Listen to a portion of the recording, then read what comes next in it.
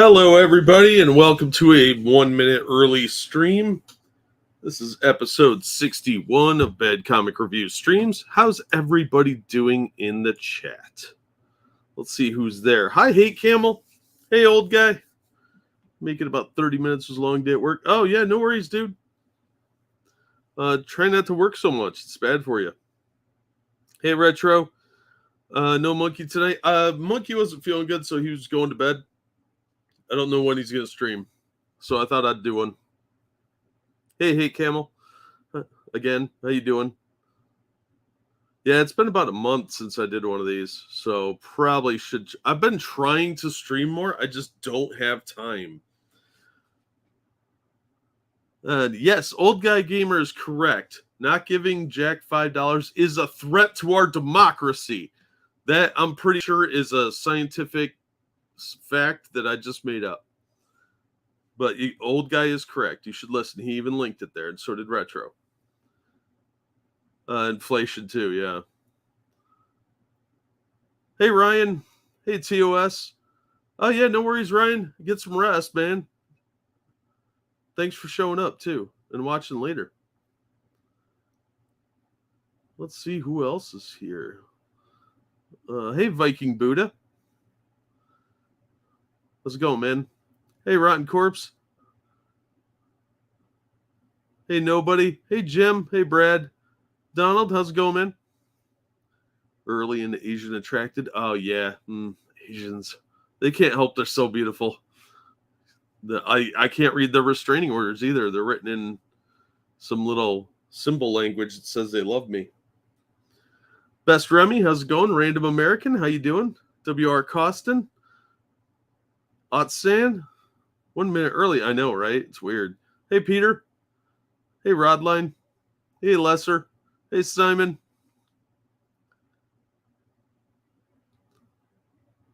Time is also evil. That is a fact, Costin. Hey, Oki. How's it going? Asians. Got that right. Hey, Brad. Hey, John.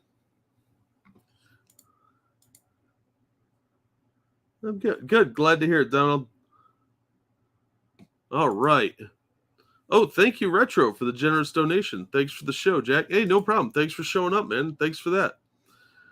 Don't have a whole lot of articles today, but a few of them are older because I haven't done one of these in a little while. Man, I really got to get organized a little better. I was trying to get some videos filmed today, and I didn't get any of them done. Like, everything I did was one minor disaster after another, so I kind of gave up.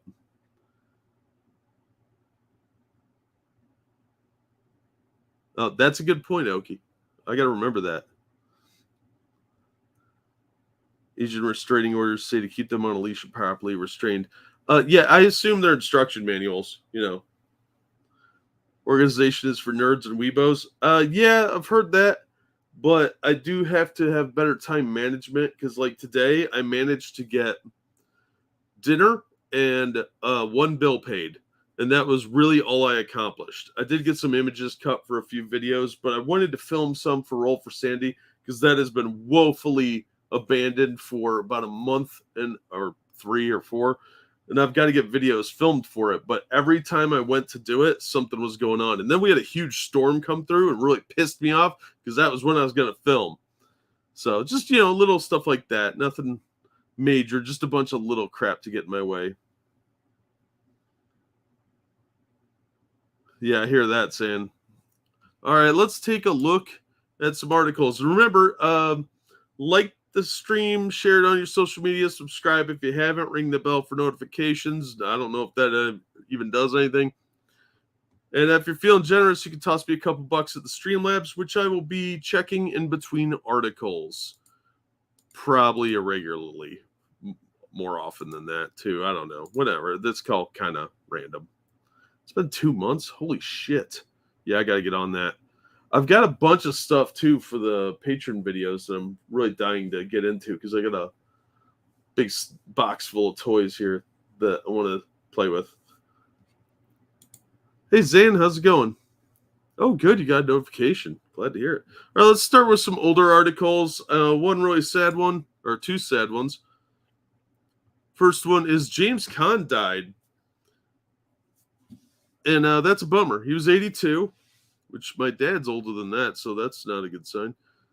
But most people know him from The Godfather. I knew him first from Rollerball, which is a great movie. Not as good as Rollerblade, but totally different genre. Both sci-fi, but, you know. Rollerball, fun film about a future sport. He's a major athlete in that. But The Godfather movies, some obscure thing about gangsters. I don't know. And, of course, Misery. Brian's Song. I don't watch movies about weird stuff like that. That looked really dumb. It's one of those Oscar bait movies.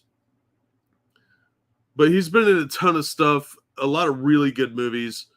And it's a real shame. So he played Sonny Corleone in The Godfather, rough and tumble athlete in Rollerball, but the self-assurance to showcase a sensitive side during his long career has died.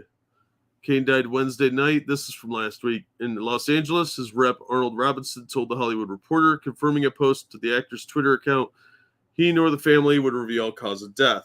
Well, he's 82, so it could be 24 different things. Really good actor, though. Las Vegas, when he was on that show, that was pretty good.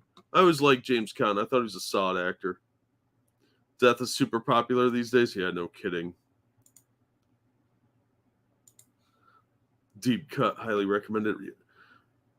Yeah, Rollerball and Rollerblade are both great low-budget movies in different ways. If you haven't seen Rollerblade, it is the greatest low-budget sci-fi film ever made because it's got tons of boobies, it's got explosions, and it's got the holy rollers. Because in the grim darkness of the far future, you must skate or die. Such a great film. Did I like Alien Nation? Yeah, I did. I like the movie better than the TV show.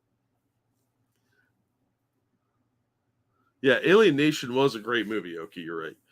But yeah, I did see that. That's a great film.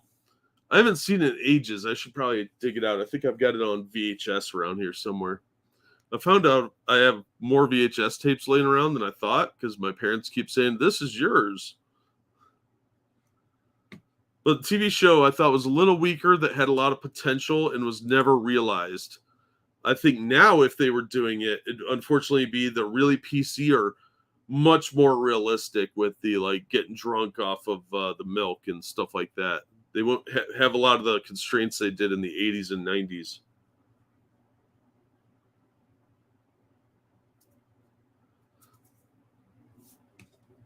So yeah, that's James Caan.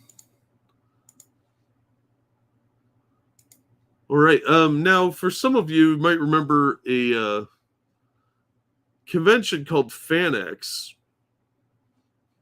Now, if you remember FanX, I believe that was in Hawaii. That one of the co-founders just got in trouble. This was back in May. Just never got around to it. This is from Deseret News, whatever. FanX co-founder arrested in Hawaii, accused of making bomb threats to Utah buildings. Don't do that. Don't do that. It's a bad idea. He's got kind of a big head. Brian Brandenburg, one of the founders of Salt Lake's FanX convention, was arrested in Hawaii this week and accused of threatening to bomb multiple buildings in Utah. Brian Melvin Brandenburg, 63, of Waipahu, Hawaii, appeared in Hawaii federal court on Tuesday. Brandenburg was charged in Hawaii's federal court on Friday with transmitting threats in interstate commerce and threatening and conveying false information concerning the use of an explosive. Brandenburg is accused of sending emails to multiple people in Utah, threatening to bomb different buildings earlier this month. He had ongoing divorce proceedings in Utah and had correspondence with the court prior to threats, according to a statement from the U.S. Attorney's Office in Hawaii. On March 8th, Brandenburg emailed an employee of Utah's 3rd District Court asking when a ruling was to be made on his divorce. The employee told him it would take a judge 60 days to make the ruling. On April 29th, Brandenburg emailed the court saying, 60 days is today. I look forward to ending this nightmare. Thank you. Brandenburg allegedly emailed the court again on May 2nd, demanding a divorce and using an expletive. Look, I understand the frustration that I've seen a lot of my friends get divorced. It's one of the reasons I'm not married. That and women don't really like me very much. You do weird stuff in bed, blah, blah, blah. Take these handcuffs off, blah, blah, blah. But I've seen a lot of my friends get divorced, and it is ugly more often than not. So I understand his frustration, but that's not a good idea to start swearing and demanding things and then making threats. No. A different court employee emailed him saying his language would not be tolerated. The next day, he emailed the court saying, "So go fuck yourself, I assume, all of you, and I guess I'll have to bomb the city according to criminal complaint." Jesus Christ, you didn't even try to dress up who you were, you fucking idiot. On May 4th, Brandenburg sent emails to both court employees where he threatened to bomb the Matheson Courthouse in Salt Lake City, the Utah state capital, the Salt Lake City mayor's office, and apparently the Salt Lake Temple. Charging documents say prosecutors say that multiple emails were sent from Brandenburg's account, including an email that implied his divorce decision had been sent to him. Wow. One email states, I'm not reading that. So it was bad stuff. One of the court employees later notified the head of security for the Salt Lake City Courthouse and the Salt Lake City Police Department about the alleged threats. The U.S. District Court for the Southern District of California, which has 2 federal courthouses in San Diego, ordered FanX to pay San Diego Comic-Con nearly $4 million in legal fees in 2018 following a lawsuit regarding the trademarks for both events. FanX, formerly known as Salt Lake Comic-Con, and a jury found in 2017 that Salt Lake City event violated trademark rules by using the name. Yeah, San Diego Comic-Con owns the phrase Comic-Con, which is pretty fucking disgusting because there used to be a ton of conventions called Comic-Con. Brandenburg, who was one of the founders of the FanX conventions, also announced in 2018 that he was taking an indefinite leave of absence from FanX after controversy surrounding how the convention handled sexual harassment complaints. Brandenburg sold his share of FanX in the spring of 2019 to pursue other business opportunities. So he was moved on from running comic shows to threatening federal buildings. There's a lot more to this, but if you want the article, here you go. It's a hell of a jump, man. It did escalate really quickly. I always get wrong. Yeah, I usually get because of the ball gag. But, I understand what they're saying sometimes. Yeah, Viking. I think it's bullshit. San Diego Con is not that exciting anyway anymore. They've ruined it. It's a pop culture event. It's way overpriced. So fuck them. They shouldn't have that trademark anyway. It's too common of a phrase. Oh, I did watch the Miss Marvel series. I watched the last episode today. I'm going to give my thoughts on that real quick because, spoiler alert, okay, there is an Avenger cameo, by one of the Avengers, at the post-credits scene. And it's just a tie-in to the new movie coming up that's going to have Kamala Khan in it. The last episode was probably one of the better ones, but it is a total high school drama because there's a lot of logic leaps that you have to accept and suspension of disbelief that you have to go along with in order for the show to work.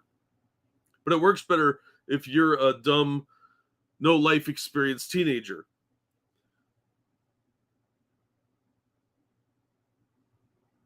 Oh, Tokyo Comic Con, that would be fucking awesome. Just a cosplay event. I'm not surprised. It's just sad. Dragon Con used to be really good. But yeah, the show, I see what they were going for. And they did work in some of the Kamala Khan abilities, but in the new Green Lantern way that she's got going, where she could produce these like crystalline hard light structures. It's sort of like they took Dr. Spectrum and Green Lantern and manipulated a little bit to rework Kamala Khan. But the origin of the bangle that she uses that gives her the power was pretty good. I think they improved the character significantly, but there still were a lot of like cheap shots in there, like, oh, this is a mosque. Of course it's being surveilled by the government. I don't like what they did with damage control, turning them into some sort of federal agency rather than the hilarious cleanup crew that they should be, where they go around and clean up after superhero fights. That was way better. So, yeah, it was obviously aimed at teenagers. As a teenage show, it's fine. It really is overall. There's a little bit of woke shit in there, but you're gonna get that. As far as criticisms of the show, the final episode was a little too cutesy at times, but again, if you're a teenager, you're gonna like it. That they did the embiggen thing, which they stole from The Simpsons. Thankfully, Disney owns The Simpsons now, so it was just also, okay, big spoiler alert for those of you that are watching. There was a mention in the last episode that there's something different about her genes, and the guy says it's not what we thought, it's something different, a sort of mutation, which makes Kamala, by the logic they're going with here, the first mutant in the MCU. So I didn't care for that, especially because she's supposed to be an Inhuman. So it looks like they're just like tossing all that in the trash. I hate I'd have to watch that show to understand the next movie. No, you don't have to watch it to understand the next movie. It was just a loose tie-in with the Marvels movie, where they're going to have Captain Marvel, Miss Marvel, and Monica Rambeau. She wears jeans thing. That's actually a cultural thing, so I get that. No, Falcon is a mutant. Not in the MCU, he's not. Nope, Scarlet Witch is not considered a mutant in the MCU either, currently. They kind of alluded to that, but they didn't directly use the word mutant. She probably is supposed to be, but until they bring her back, it's not going to matter much. But I think they're going for making that use of that word so they can stick that label on Kamala Khan to make her more relevant. I think that's what they're going for. We could debate the semantics from an intellectual level, that's fine, but they're trying to label it so they could get the diversity higher points. That'd be funny, Retro. But yeah, I don't know. This show wasn't for me. I'm not the target demographic. It started out very Lizzie McGuire, and they kind of ditched that early on because they had these little cartoon sketchy things in there, and they ditched that almost immediately. I think that was just for the first episode. But yeah, the Miss Marvel show, it was okay. For a kid's show, it's fine. I just thought it had a little too much of the modern wokeism shit sprinkled in there. But it's not really worth watching. Elizabeth Olsen's smoking hot. I'd let her touch my no-nos. She could touch my no-no squares. I could see that, Viking. Yeah, I like that movie. I thought it was good. And I liked a lot of the fan service they did in it. And I do hope they cast John Krasinski as Mr. Fantastic, because I think he would be good at it. So we'll see, I guess. But there is supposed to be some sort of Doctor Doom teaser at the end of Wakanda Forever. That came out in the rumor mill the other day, or a couple weeks ago. So it might be worth looking into. Just want a good superhero movie. And Olsen's Mind Jack. You have no providence over her. He's too old. Yeah, he probably is, but I don't know. It depends how they want to play it. Because Reed did have gray hair. for quite a while in the Fantastic Four books. So there's rumor going around based on one of the lines in Doctor Strange 2 that they're going to set Fantastic Four in the 60s. But I think a lot of people just didn't get the cultural reference from the line that Doctor Strange used. Because Reed said he's with the Fantastic Four, and Doctor Strange says, didn't they peak in the 60s? And that's a reference to the Fab Four, which is the Beatles. So I don't think that's what they were quite going for. Anyway, so there's that. But I just kind of wanted to throw out my thoughts so nobody asked me again, because I'm going to forget I even saw Miss Marvel, because it was pretty boring overall. It just wasn't for me. Wrong age group. All right, over on Fox News, this is from July 3rd. Ricky Martin served domestic violence restraining order in Puerto Rico. What? What? Ricky Martin? Was he living La Vida Loco on someone's face? Yeah, they had the same joke. Ricky Martin appears to be indeed living La Vida Loca as a judge has issued a restraining order in Puerto Rico. Authorities served Martin the domestic violence restraining order Friday after initially being unable to locate him, mere days after the Puerto Rican singer was hit with a lawsuit seeking $3 million by his former manager. Police spokesman Axel Valencia, that's a badass name, that dude should be a superhero, said officials visited an upscale neighborhood in Dorado where the singer lives to issue him the order. Up until now, police haven't been able to find him, Valencia said. Valencia did not identify the party who requested the restraining order. The order prevents Martin from contacting in person or over the phone the other party. Puerto Rico newspaper El Vocero reported Martin and the unidentified party briefly dated, stating they broke up 2 months ago. Martin and Juan Josef, a Swedish painter, have been married since 2017. So he's married and dating some other dude? According to the newspaper, Martin did not agree to the breakup and has been seen loitering near the other party's house at least 3 times. The petitioner fears for his safety. Or the monkeypox, I don't know. The order will remain in place until a judge has a hearing at a later time to determine if it should be lifted or not. Restraining orders usually remain in effect for about a month, according to the cop. The restraining order is the latest legal trouble for Martin, who has found himself in as his former manager, Rebecca Drucker, announced a lawsuit last week, claiming she is owed millions of dollars in unpaid commissions. In a legal complaint filed June 29th, Drucker accused the internationally recognized singer-songwriter, formerly of Menudo, of a flagrant breach of contract and seeks damage in excess of $3 million, subject to discovery and accounting, in an amount to be proven at trial. Drucker served as the Puerto Rican singer's manager and top advisor between 2014 and 2018 before she was called back to the post in 2020. He needs to be more careful, right? It's fucking island. How hard is he to find, right? I don't know, man. Apparently, he knows which holes to hide in. He probably just refused to answer the door. It's kind of weird. Hiding out with Ezra? Yeah, probably. It's kind of weird that that's a thing where you're like, it's so hard to find.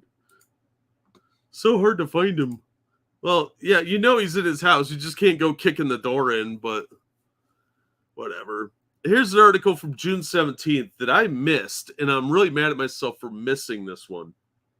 Because this is the type of dumb shit that Marvel's so desperately grasping onto, that they had to have a fan event to come up with new Spider-Man knockoffs. This is just straight up pathetic. This is from Screen Rant. Marvel's fan-made Spider-Verse hero returns in her own new story. Because, nothing says Spider-Man like a backward baseball hat and a jacket here. This is just lazy. Like, this is my cosplay costume. All right, spoilers for Edge of Spider-Verse #4 that came out like a couple months ago. Damn it, stop auto-playing the stupid shit I don't want to see. A fan-made Spider-Verse hero is making their return as the Amazing Sun Spider will reappear in her own story in an all-new adventure from Marvel Comics. In Marvel's solicits for September, more details were provided about the upcoming Edge of Spider-Verse miniseries. Sun Spider, the winner of the 2020 Spider Sona contest, because the writers don't inject themselves enough in the comics. They had to actually have a fan event for fans to do it because the writers are out of ideas because they're a bunch of hacks. Will take the spotlight in their own story in the miniseries' 4th issue. Their own story. What is a woman? In 2020 Spider-Verse #1, Marvel Comics got fans to design new Spider heroes, picking a handful of winners to appear in cameos throughout the multidimensional miniseries. Among the winners included Spider Requiem, a puppeteer who uses her skills in battle. What? That's so stupid. Oh, hold on. I have a play for this. It's like Punch and Judy. The Spinster, a French Revolution-inspired take on Madame Web, and V, I think that's supposed to be Cyberpunk Robo Spider Sona from the year 2077. Oh, you mean like Citizen V or V for Vendetta? That's generic. Good job. However, one of the best Spider Sonas was created by Dana Broder, who made Sun Spider, a disabled hero who uses crutches when in costume and an ambulatory wheelchair when not suited up. Yeah, she uses crutches because you can't outrun that Spider-Man. What, does she beat people up with her gimp crutches? Come on. Now Sun Spider will start her own story. Yeah, because that sounds fucking riveting. Look, she's got crutches, guys. Look, the Spider-Mobile. Okay, I'd give you that one. Spider-Ham could be cool, but what are you doing? In new solicits for Spider-Verse #4 by Dan Slott, one of the biggest hacks ever in comics. When he tries, he's a good writer, but he almost never does, and he's always late. David Hein and Irene Sankoff, T. Franklin, Nathan Stockman, Will Robeson, and more soon-to-be-announced creators from Marvel Comics. The surprise return of Sun Spider was revealed. Now, if I remember correctly, this character's story is going to be written by T. Franklin, who is a disabled, like, non-binary or some shit. This solicit shares the 2020 Spider Sona contest winner will get her own story in Spider-Verse comic, which will also feature Spider-Ham and the Spider-Mobile. Spider-Mobile is not supposed to be sentient. Seeing a fan-made character get her own story is excellent, as Sun Spider made quite a first impression with her design and backstory. You probably could have done that as an indie book on your own and made it more popular. Sun Spider wasn't the only fresh face appearing in the upcoming Spider-Verse 4 from Marvel Comics, as a new character named Spinstress, described as a brand new spider princess who sings, talks to a spider, and kicks villainous butt, will appear in a story from writers David Hein and Irene Sankoff, writers from the Broadway show Come From Away. Additionally, Spider-Verse 5 will feature the debut of new Spider-Verse with a Chris Anka designed web weaver debuting in the issue. One of the joys of the Spider-Verse is seeing all the new faces that pop up throughout the series that are constantly new takes on the spider-themed heroes showing up across the multiverse. Sun Spider's unexpected return is a welcome one, as seeing the fan-made Spider Sona contest winner star in her own story should be a lot of fun or really dumb. It's great to see Marvel expand on the character, and hopefully her reappearance leads to Sun Spider becoming a reoccurring character in the upcoming Spider-Verse comics and stories. Spider-Verse is Marvel's way of saying, look how diverse we are, everybody's Spider-Man, which waters down their brand. I don't know why they do this. Fan fiction land out in force? Absolutely. This is straight up pandering fan fiction. They made a crippled Spider-Man, exactly. It's some of the laziest shit I have ever seen. Talks to a spider ripping off Japanese Spider-Man. Yeah, Japanese Spider-Man was done way better.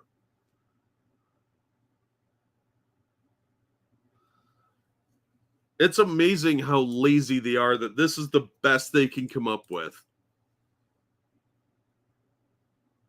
The Stairmaster. Yeah, Stiltman could kick this lazy character's ass. It's fucking stupid. I don't know. It's just so dumb. Marvel's creatively bankrupt. I don't even know why they're bothering anymore.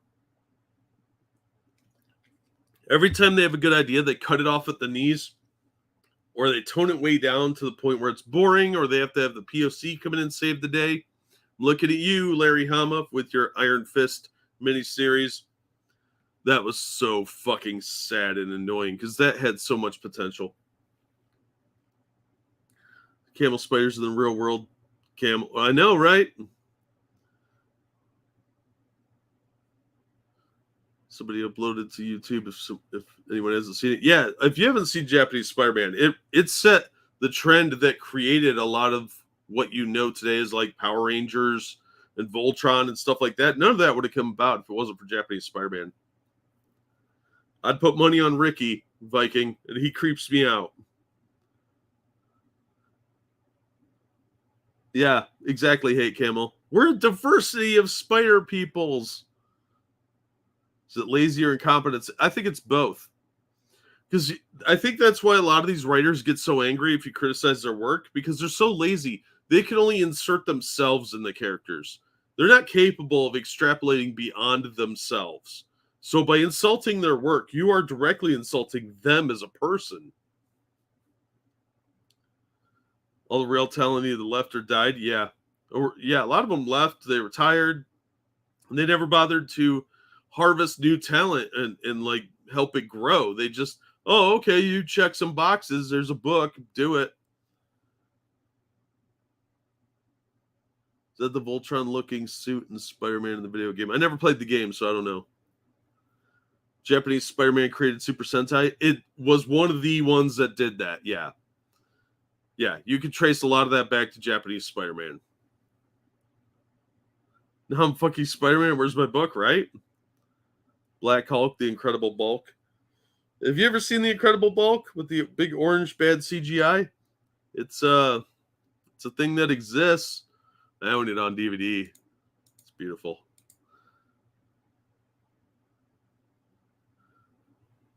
All right, another sad news. Daily Mail's reporting creator of the manga series Yu-Gi-Oh! Died while snorkeling in Japan, with police treating it as a possible crime. This is from a few days ago, so I don't know if they've updated since then. But Kazuki Takahashi, author of the popular Yu-Gi-Oh! Manga series, has been found dead after an apparent snorkeling trip in Japan, Coast Guard officials said Thursday.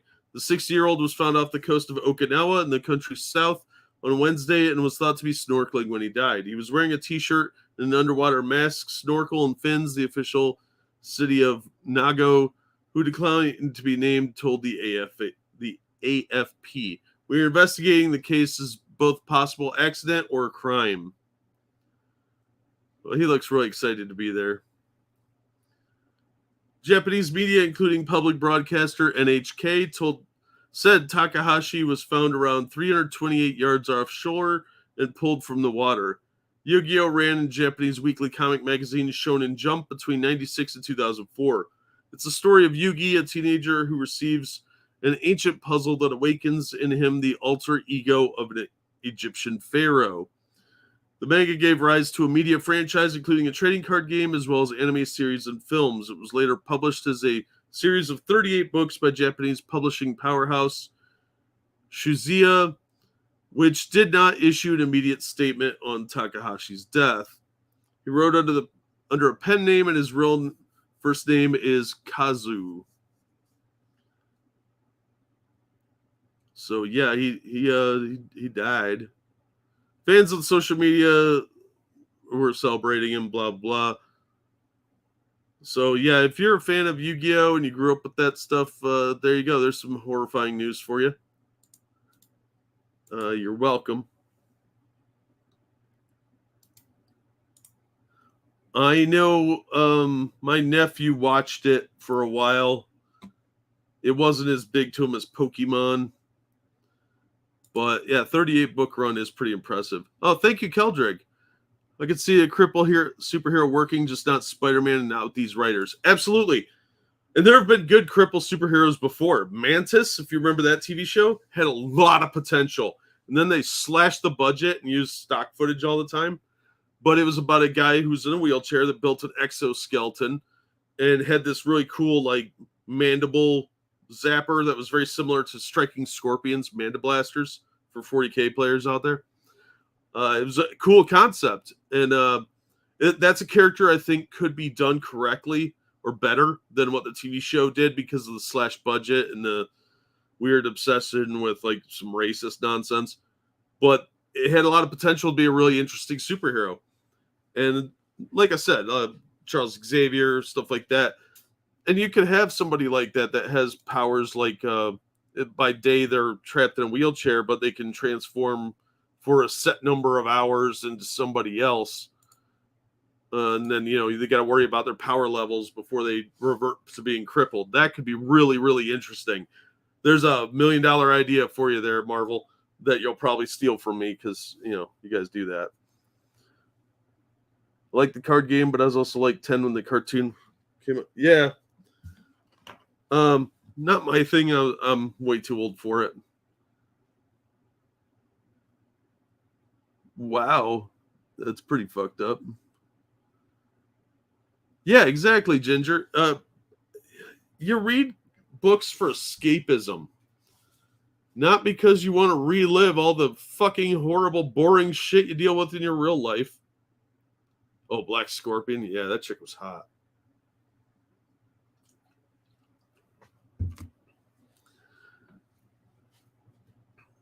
So, yeah, comic books are supposed to be fun. They're supposed to be like power fantasies. Not boring, sad shit all the time.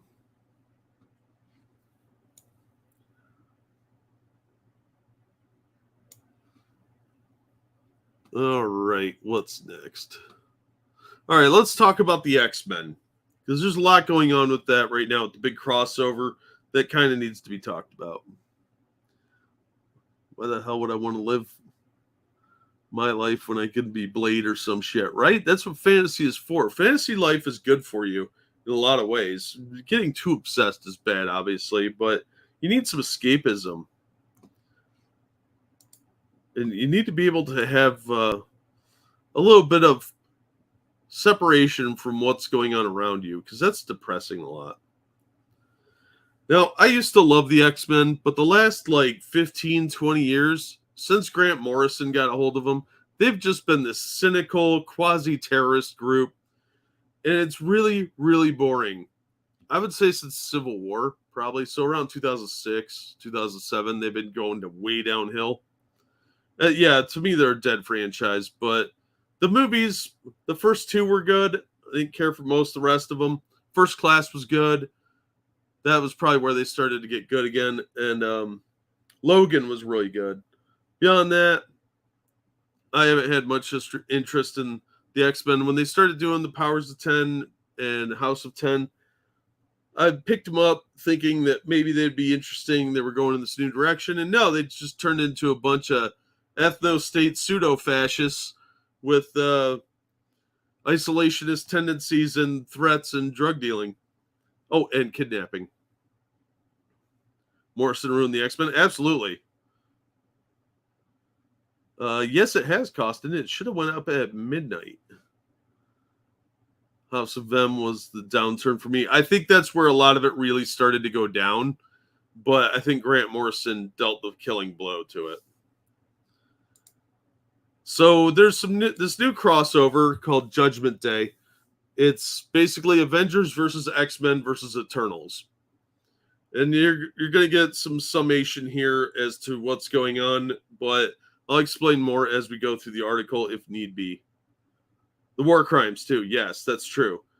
They're immune from all punishment. So the way they've got Krakoa, they live on the mutant island of Krakoa. It's a living creature called Krakoa.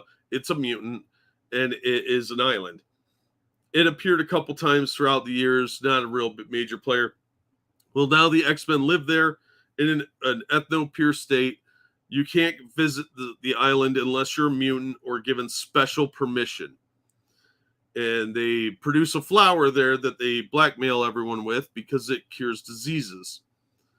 And they've also beat death. So that story point is pretty much useless. There's no threat to the X-Men, Whenever one of them dies, they get resurrected back on Krakoa in these little pods by these 5 mutants who can combine their powers to create what they call the resurrection protocols. Yeah, when they fired Claremont, it went way downhill. Yeah, they can pretty much indiscriminately kill whoever they want, and they are all granted diplomatic immunity. So even any mutant has diplomatic immunity. So no matter who they kill, you can't touch them, because then you're threatening a war against all mutants. So now they're doing a big crossover where they're retconning the origin of the X-Men. They're not just mutants anymore. They're actually deviants, which are the enemies of the Eternals. They're these like abomination creatures. So the Eternals have discovered this. That was in the Free Comic Book Day thing I reviewed, a week ago. And the Eternals have figured out that the Krakoans are actually deviants. And that means they have to wipe them out. And the Avengers are kind of caught in the middle. But we got to remember that the Charles Xavier wiped part of Reed Richards' mind, so he couldn't build something that suppressed the mutant gene anymore. So they've attacked heroes before. They've also made a lot of enemies with former allies. And it's not really being addressed. They're dancing around it for the sake of telling this glorious story because now mutants are being used as a pastiche for being gay. That's how it seems to be seen within the Marvel offices. So they can do no wrong so everything they do is justified, because if you say that they did something wrong, you're going against the progressive stack. The writers are going to freak out. Thanks, Assassin. Appreciate it, dude. So now over on CBR, the Eternals confirm mutants' importance in the world, but human laws may doom the X-Men. Mutants discover the key to functional immortality with the 5 has seriously changed things for the X-Men and their allies. Yeah, they made them boring. There's no risk to them anymore. If there's no risk of death, what's your story arc? Your character could just run in, die, and then be like, no big deal. Somebody else run in and die, run in until somebody overwhelms the bad guy. And then they just resurrect everybody. But while it's been a positive strength for Krakoa, it's also increasingly made them the targets of humanity and Eternals alike. Humans should feel threatened. The Krakoans have claimed outer space. They colonized Mars. And they claim space as their own since they colonized another planet. They also claim Mars as their own and the moon, because they have little outposts there. So humans are trapped on Earth unless they get permission from the X-Men. AXE, Eye of Judgment, which is Avengers versus X-Men versus Eternals. Eye of Judgment, number 1. I think that came out today. I didn't go to the comic shop this week. Confirms that the Earth itself is willing to protect mutants. Yeah, because they got to justify it, remember. The X-Men are going to win this.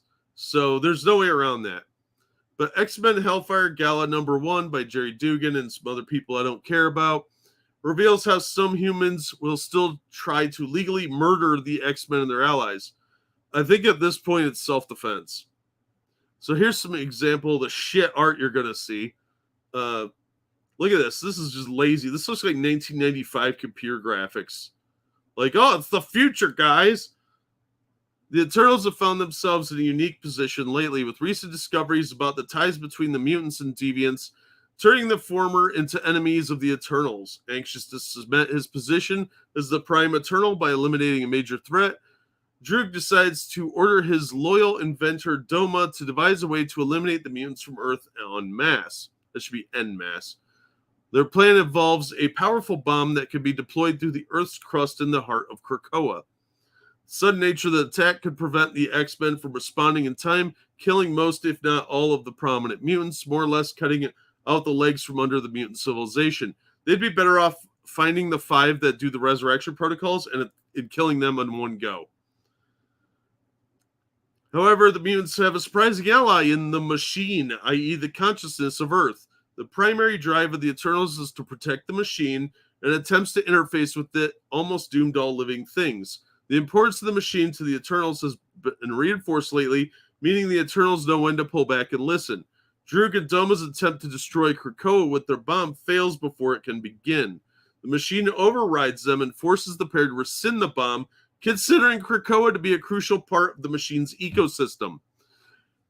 Now, the machine is supposed to be what they're preserving, and that's why they're fighting the deviants. Why is the machine saying that this deviant is okay? In effect, Krakoa must survive, with the machine even privately referring to the ancient living thing as a nice guy. That's your quality writing right there, guys. This machine calls it a nice guy. Yeah, it's a deviant. That would be a conflict for the Eternals and the machine. That makes no sense from a writing standpoint. That's just lazy. That's how desperate these writers are to justify everything they're doing with the X-Men. It seems, despite all the claims to the contrary by various enemies, the mutants have gained over the years. The mutant race is a fundamental part of the ecosystem.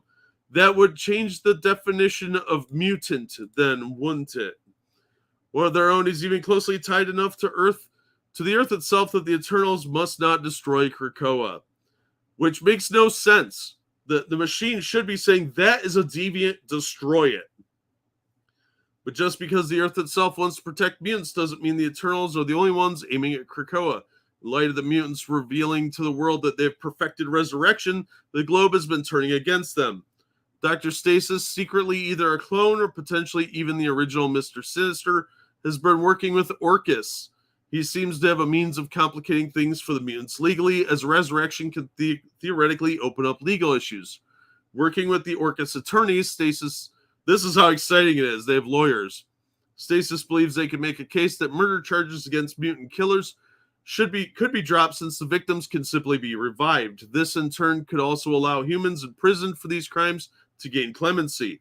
Orcus will even offer legal defense for those accused of murdering mutants, believing they can argue that killing a mutant at worst constitutes destruction of property. It's a grim viewpoint and the sort of development that lays symbolism at the heart of the X-Men bear. No, there's no symbolism there. They would also possibly, since the mutants have decided that they are considered homo superior, they're not homo sapiens, so a lot of laws probably shouldn't apply to them. This more or less creates an open season on all mutants and will likely see violence against the mutants increase to a major scale. They brought this on themselves by constantly kidnapping people's children because the kids are mutants and dragging them to Krakoa. Just ask Russia in their own comic book, Marauders. This is a world where even the planet accepts all types of peoples, but the efforts of man will allow invaluable pieces of the world to be targeted and possibly destroyed for simply being tied to mutants. See what I mean about the PC nonsense going on here? I had Judgment confirms that mutants have a long-standing place on planet Earth. That did not confirm that. That's been known for a long time. But the machinations of other Earthbound races might just do what the Eternals literally cannot bring themselves to accomplish. Then why are the Eternals in this entire miniseries if they aren't allowed to destroy the deviants that their own system would say they have to destroy? So it makes no sense. This conflict is really just like, look how great the X-Men are. They got lawyers involved, Comrade Kitty. Why are you saying snore, snore? They wrote scratchy toilet paper. Yeah. Hey, Angela. Oh, yeah. Thanks for showing up. Hope you have a good night. Yeah, it's been a while since I did one of these. Cannibal. Trust me, if you meet any of these people, you won't think that about yourself. Yeah, the old Guardians of the Galaxy was way better written, too. Thank you, Keldrick. Gee, why would anybody feel threatened by an unaccountable racist ethno-state full of superhuman living weapons? That's not reasonable at all. Right? And the mutants used to try and gain support and acceptance by doing good deeds and helping others. Now they show total indifference and disdain and look down their noses at regular humans. So it's the complete opposite of what the X-Men were originally intended to do. But we're not done. We got another X-Men story here, because I'm not done being pissed off about how stupid and poorly written this crap is. Yeah, it used to be that the mutants would work with superheroes and try and gain acceptance, but we gotten rid of that.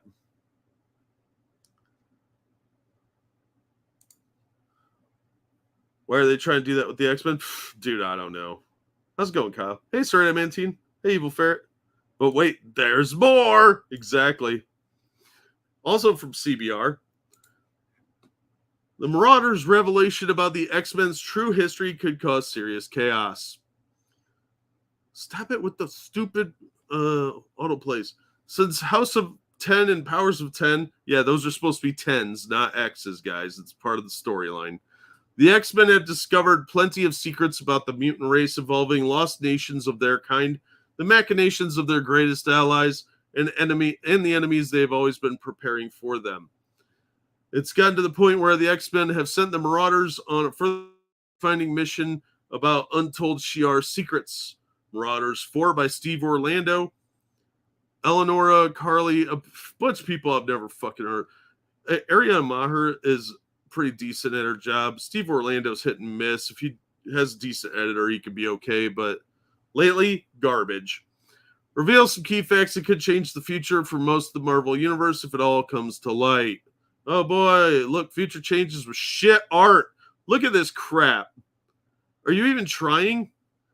I've seen 10th graders do better than this.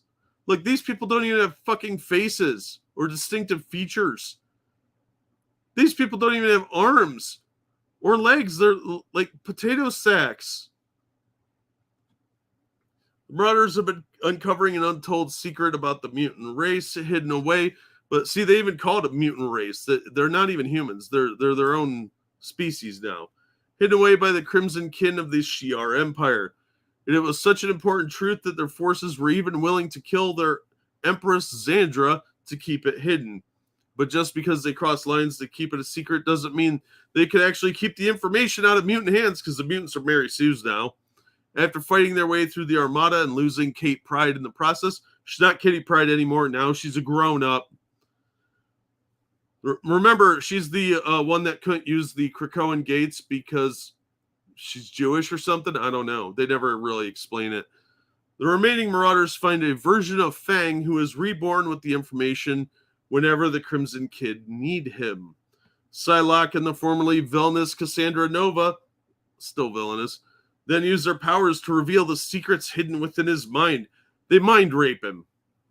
It turns out in the early days of the planet Earth, mutants were among the earliest races and may have actually been the first natural-born species of the planet to create a society. Oh, because they're the Mary Sues. Of course they were. They're the bestest ever.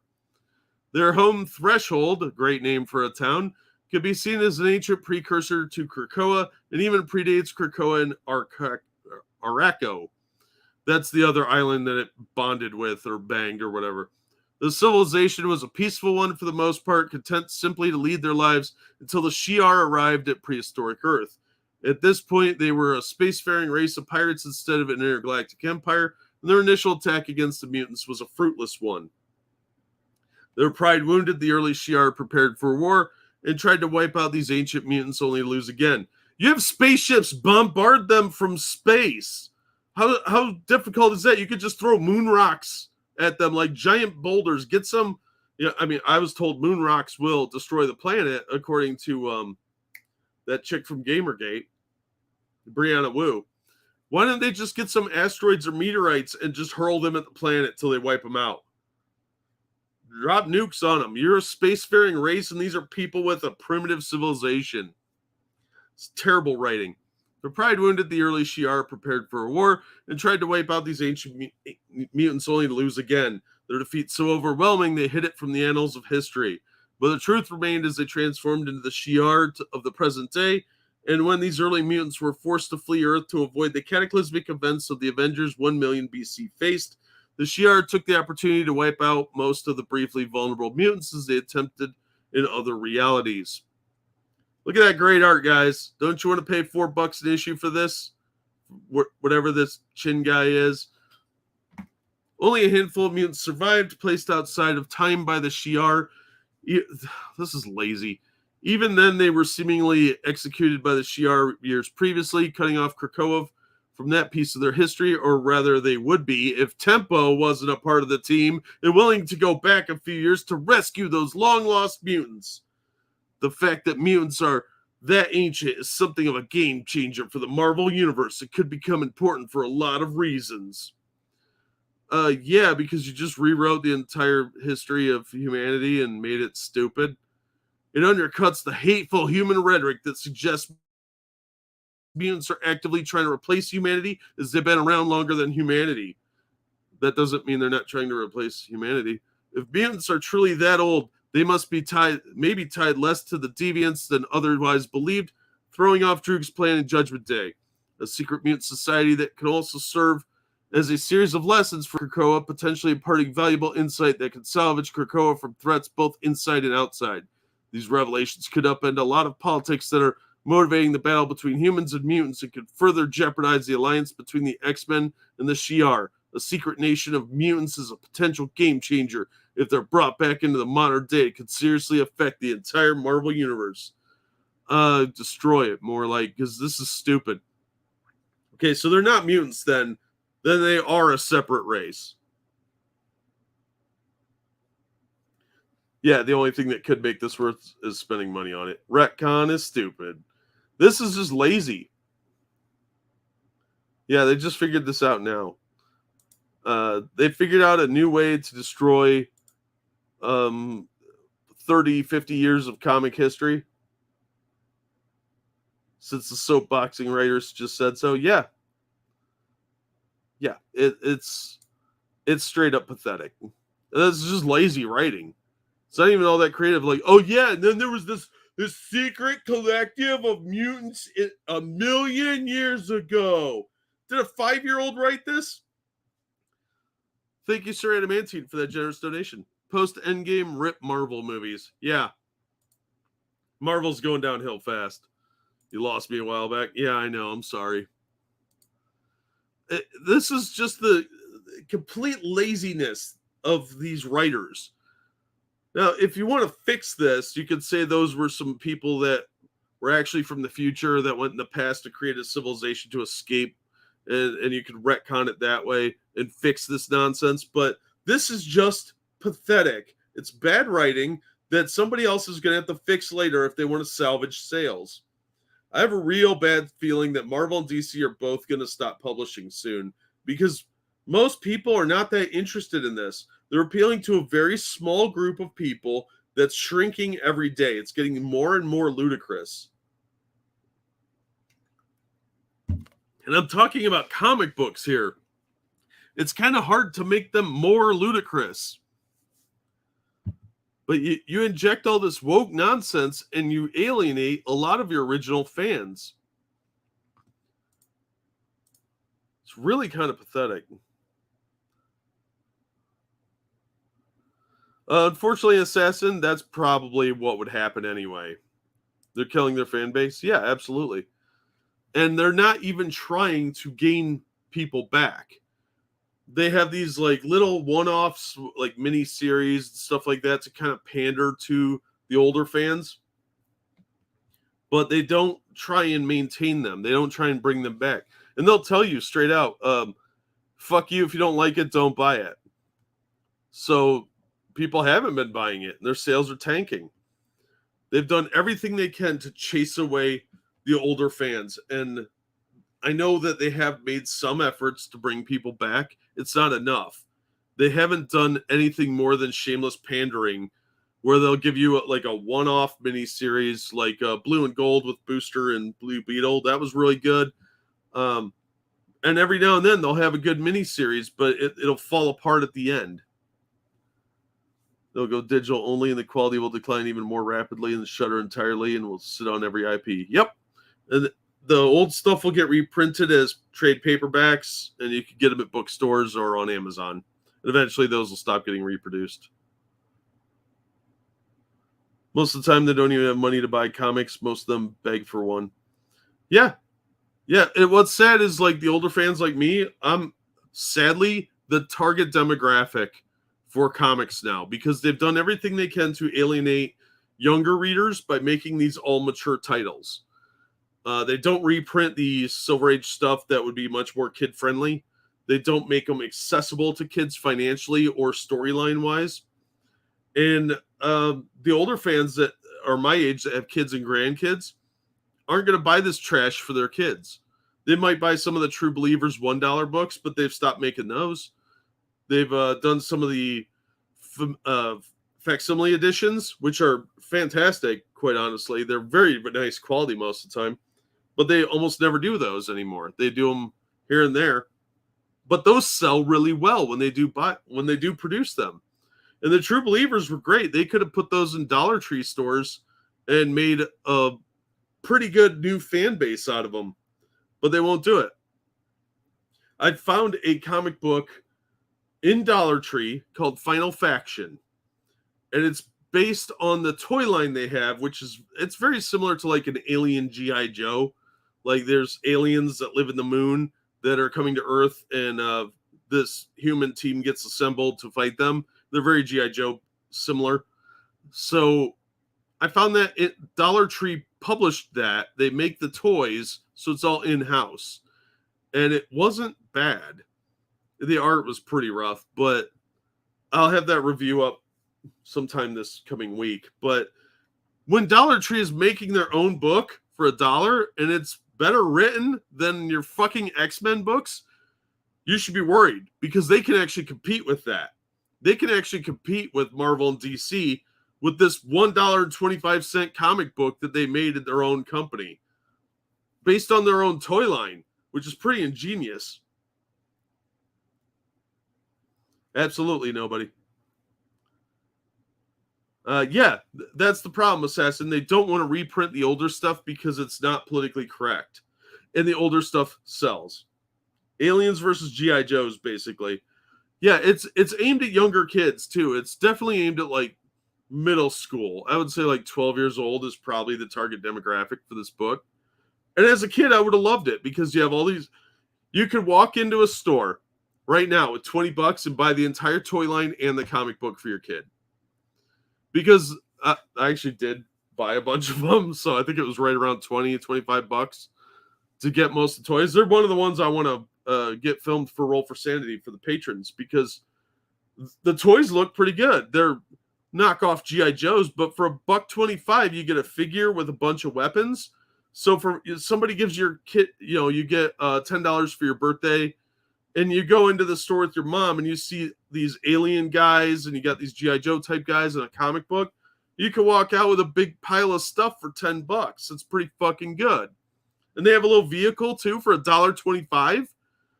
They have like a little ATV type thing. Enjoy Dollar Tree brand Cheetos. They make this really good grape juice. It comes in a glass bottle. It's fantastic. Sounds interesting. Yeah, swing by, dude. They're in the toy aisle. And they had a big box of the comic books at my local one.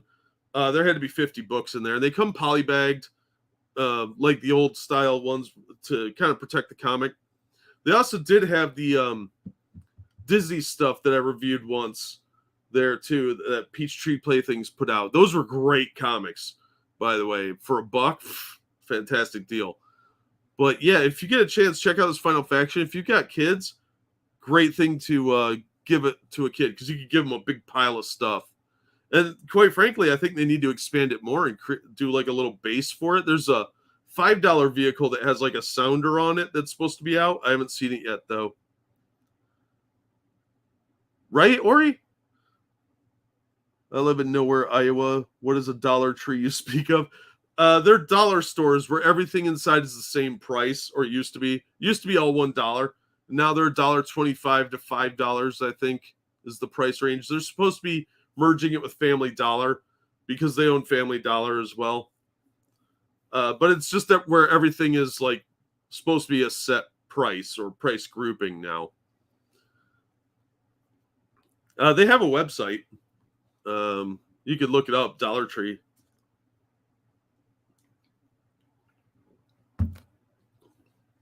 But I think stuff like that is probably the future of comics, sadly. Because Marvel and DC are probably going to get shut down because their sales are garbage and they don't make enough money. For instance, DC Comics is thought so little of by Warner Media and Discovery that their entire section, they used to do this big thing at San Diego Comic-Con. They shut it all down. They're not doing it this year. They're going to show a couple of like panels and movies and stuff, and that's it. The DC Comics stuff's not going to be there. And they have Black Adam coming out, as well as that Garbage Flash movie next year. Which, no, I don't have any new info on Ezra Miller, sadly, because that idiot is on the run. All right, over at ICV2, Damage Control. Clean up superhero messes in Marvel Damage Control. New card game from WizKids. Now, Damage Control as a miniseries was hilarious because they went around and cleaning up superhero messes. The new MCU version's dumb. They're just another generic alphabet agency that hunts people down for being Muslim or whatever. But this looks fun. So this is coming out in October. The question of what happens after the superheroes and supervillains face off is answered in this game about the cleanup crews that sift through the rubbish to retrieve everything of value. As leaders of these crews, the players sort through a pile of rubble cards, hoping to reveal valuable and useful artifacts like doxxing tentacles, Ultron's drones, or Terrigen crystals. As these items are discovered, a player can decide to add them to their deck, allowing them to use items in the future to help them acquire even more stuff. Alternately, cards can be placed in the vault to score points. The trick is knowing when to store the items, as only things in the vault are worth points at the end of the game. As the players sift through the rubble, they can recruit aid from popular Marvel superheroes like Captain America, Shang-Chi, and Black Widow. They also deal with rival claimants to the goods they are recovering, and the occasional bystander hoping to glimpse their favorite hero. The game includes 4 separate modules inspired by Marvel stories that can be mixed together to create different playing experiences. It's going to have 136 cards, 12 boundary tiles, 4 vault tiles, 4 player boards, and more than 50 tokens. 2 to 4 players, ages 12 and up. Plays in about half an hour. Retail price of $35. So let's take a look at the gallery. Let me enlargen the screen here. So there's some cards. Oh boy, you can find a half of Ultron. Pumpkin Bomb. Stormbreaker, apparently.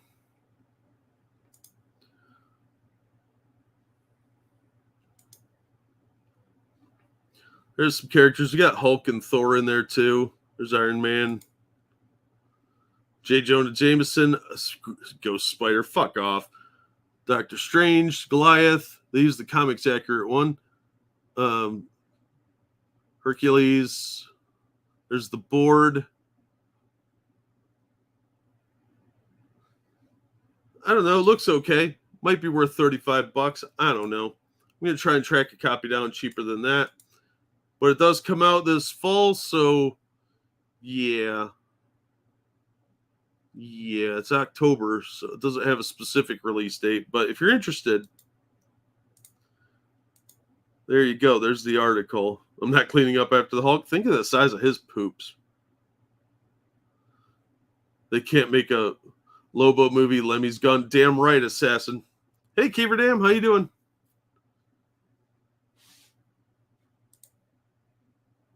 Is Hercules gay now? I don't know. Maybe. Who knows? Everybody in Marvel's gay.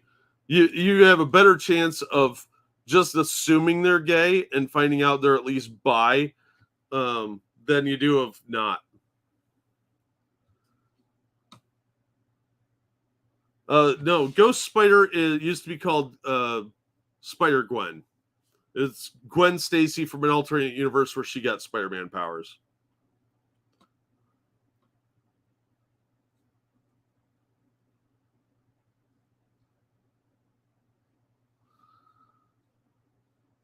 All right. Now, Marvel does have a role-playing game coming out. The playtest rules are out. They're like $10. And, of course, it's shit quality because everything that comes out of Marvel is shit quality these days.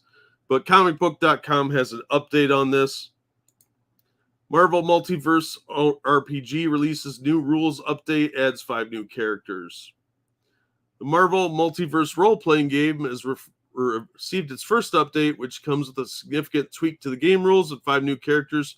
Marvel published a rules update for its upcoming RPG game earlier this week, providing players with the first update since the comics publisher originally released the first iteration of its playtest earlier this year. Rules contain 5 new Marvel characters that can be used in playtest campaigns. The heroes, Thor, Jane Foster, not the guy Thor Odinson, the guy who's actually the son of Odin. No, this is real Thor, Jane Foster. She-Hulk, as well as Kingpin, Vulture, and Sabretooth. So 3 of them you'd want. She-Hulk, maybe. Jane Foster's Thor, fuck off. That should have stayed in the What If issue from like 1985, okay? Significant change was also made to combat. Players now compare their attack rolls, determined by rolling 3d6 and adding their might modifier, against the target's might score. Previously, players made attack rolls against an opponent's agility score instead. Damage calculations are also consolidated into the attack roll itself. Damage is now calculated by taking the number shown on the attack roll of the attack roll's Marvel dice, multiplying it by their rank, and then adding their might modifier and any other relevant modifiers based on their abilities and traits. The Tech Reliance trait also received a nerf to make it less powerful. When the Marvel Multiverse RPG playtest packet was first released earlier this year, it immediately received stiff criticism due to what many felt were convoluted rules, as character building involved multiple feat trees, tables, and complicated calculations. At least part of the reason for the complicated system is that designers are attempting to encapsulate the entire Marvel universe in one game, creating a universal set of rules that allows players to play as characters with a diverse range of abilities and power sets. So there you go. If you're playing the Marvel RPG, everything about how you attack is totally different now.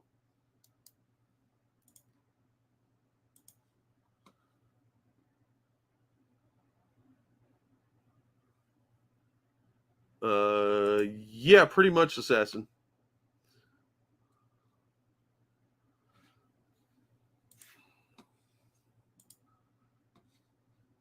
So yeah, there you go. If you're playing that, there you go.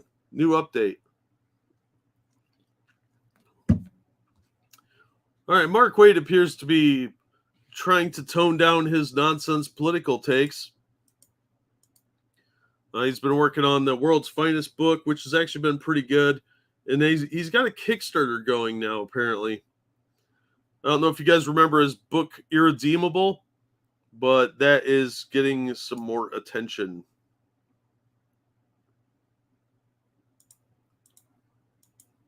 Also at comicbook.com, Mark Waid and Peter Krause tease their Irredeemable reunion in new Boom series. A new installment of Irredeemable is in the works from creators Mark Waid and Peter Krause. 24 hours after Boom Studio teased something evil for Mark Waid and announced a Kickstarter campaign to celebrate the 10th anniversary of the Eisner Award-winning Irredeemable, the publisher revealed plans to launch a new series in 2023 after the Kickstarter surpassed $100,000. The complete Irredeemable Deluxe Edition library is now live on Kickstarter for pre-orders and spans Irredeemable, Incorruptible, and Insufferable. The new Irredeemable series set for 2023 will be Waid and Krause's return to Boom for the first time in a decade, and we've got all the details on the reunion. Comicbook.com spoke to Mark Waid and Peter Krause ahead of Irredeemable's Kickstarter launch to find out what they've been cooking up with the new series. I'm going to pull that up on another browser real quick, because I'm actually logged in on this one. We all know what last time I gave out a secret link. So yeah, this is largely an interview about what they're going to do back in the series, but this was a pretty non-political book series, as I recall. It's basically Evil Superman. Not really my thing. I only read a little bit of it, but it gets high praise. So if you're interested in the interview, I'll drop the link, and we'll look at the Kickstarter real quick.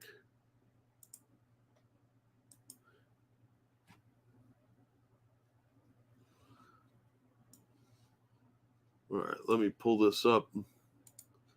All right, it was at $100,000 when that article was written earlier, and it is now at $148,800. And let's see, Boom Studios is doing it, so it should be out in a relatively decent time. This is just in issue 1's. Yeah, these just look like they're one issue.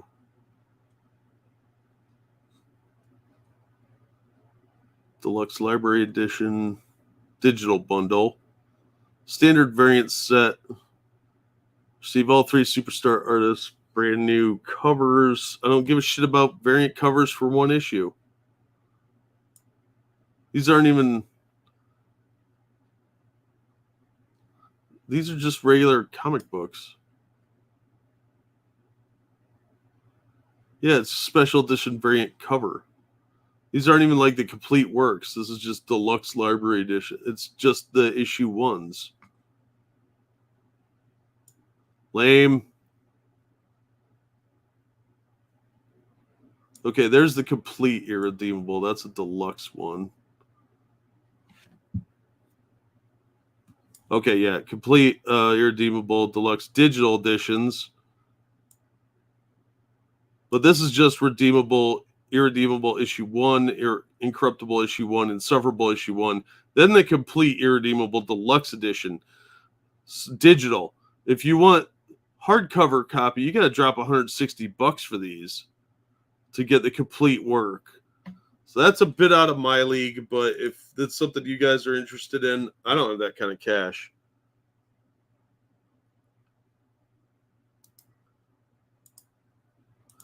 Pretty much Assassin.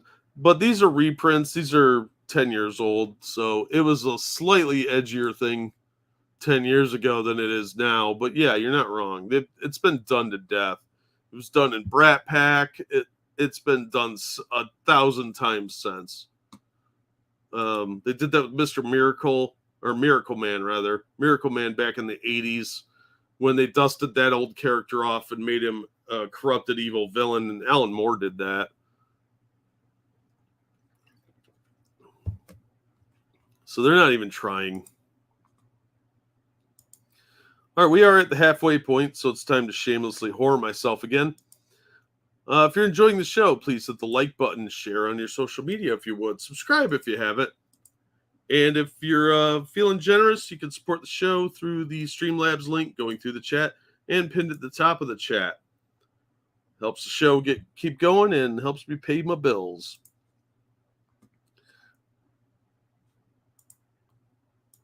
All right. Irredeemable, incorruptible, unaffordable. Yeah, pretty much. Also, let's see here.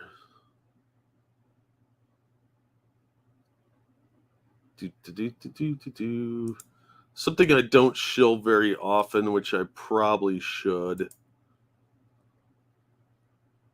is my Patreon. It's not linked in the bottom of the chat anymore. Try and experiment. I don't think that'll ever happen, Assassin. But yeah, if you guys want to support me, there you go. There's different ways to do it. All right, next up. This is from KIRO7. For those of you that are watching the show Yellowstone, the actress, whatever, killed her, charged with disability payment fraud. You're an actress on one of the hottest shows on subscription service, and you were ripping off the government.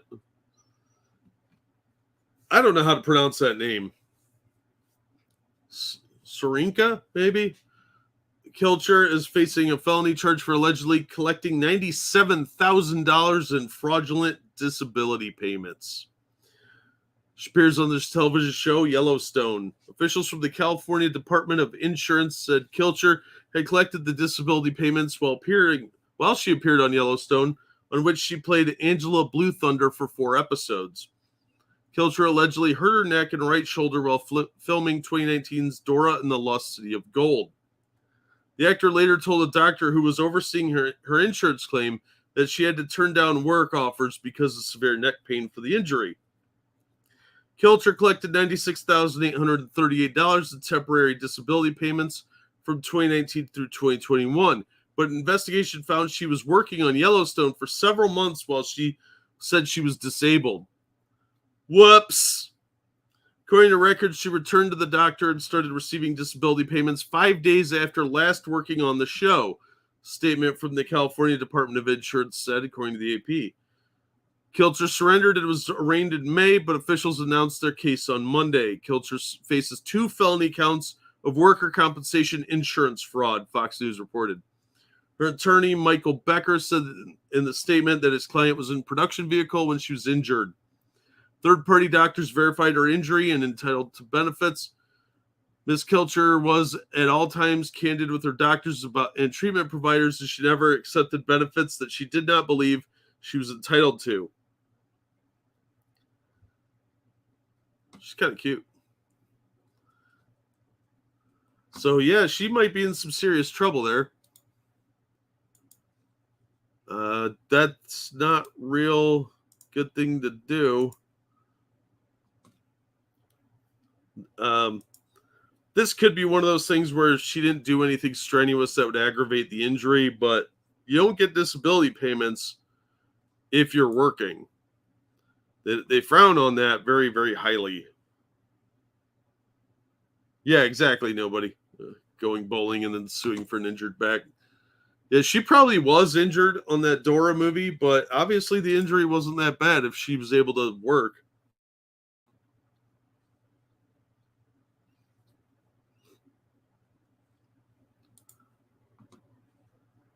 All right, let's talk about Candice Patton. She plays Iris West on The Flash. So if you watch the Flash TV show, this applies to you. She's cute and of color, so she will get away with a slap on the wrist.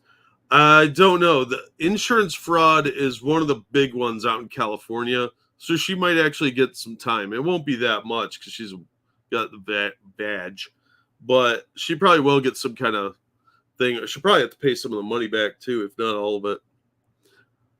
But it's hard to say. If she takes a plea deal, it's probably her best option to avoid jail. But I'd be curious to know how it plays out.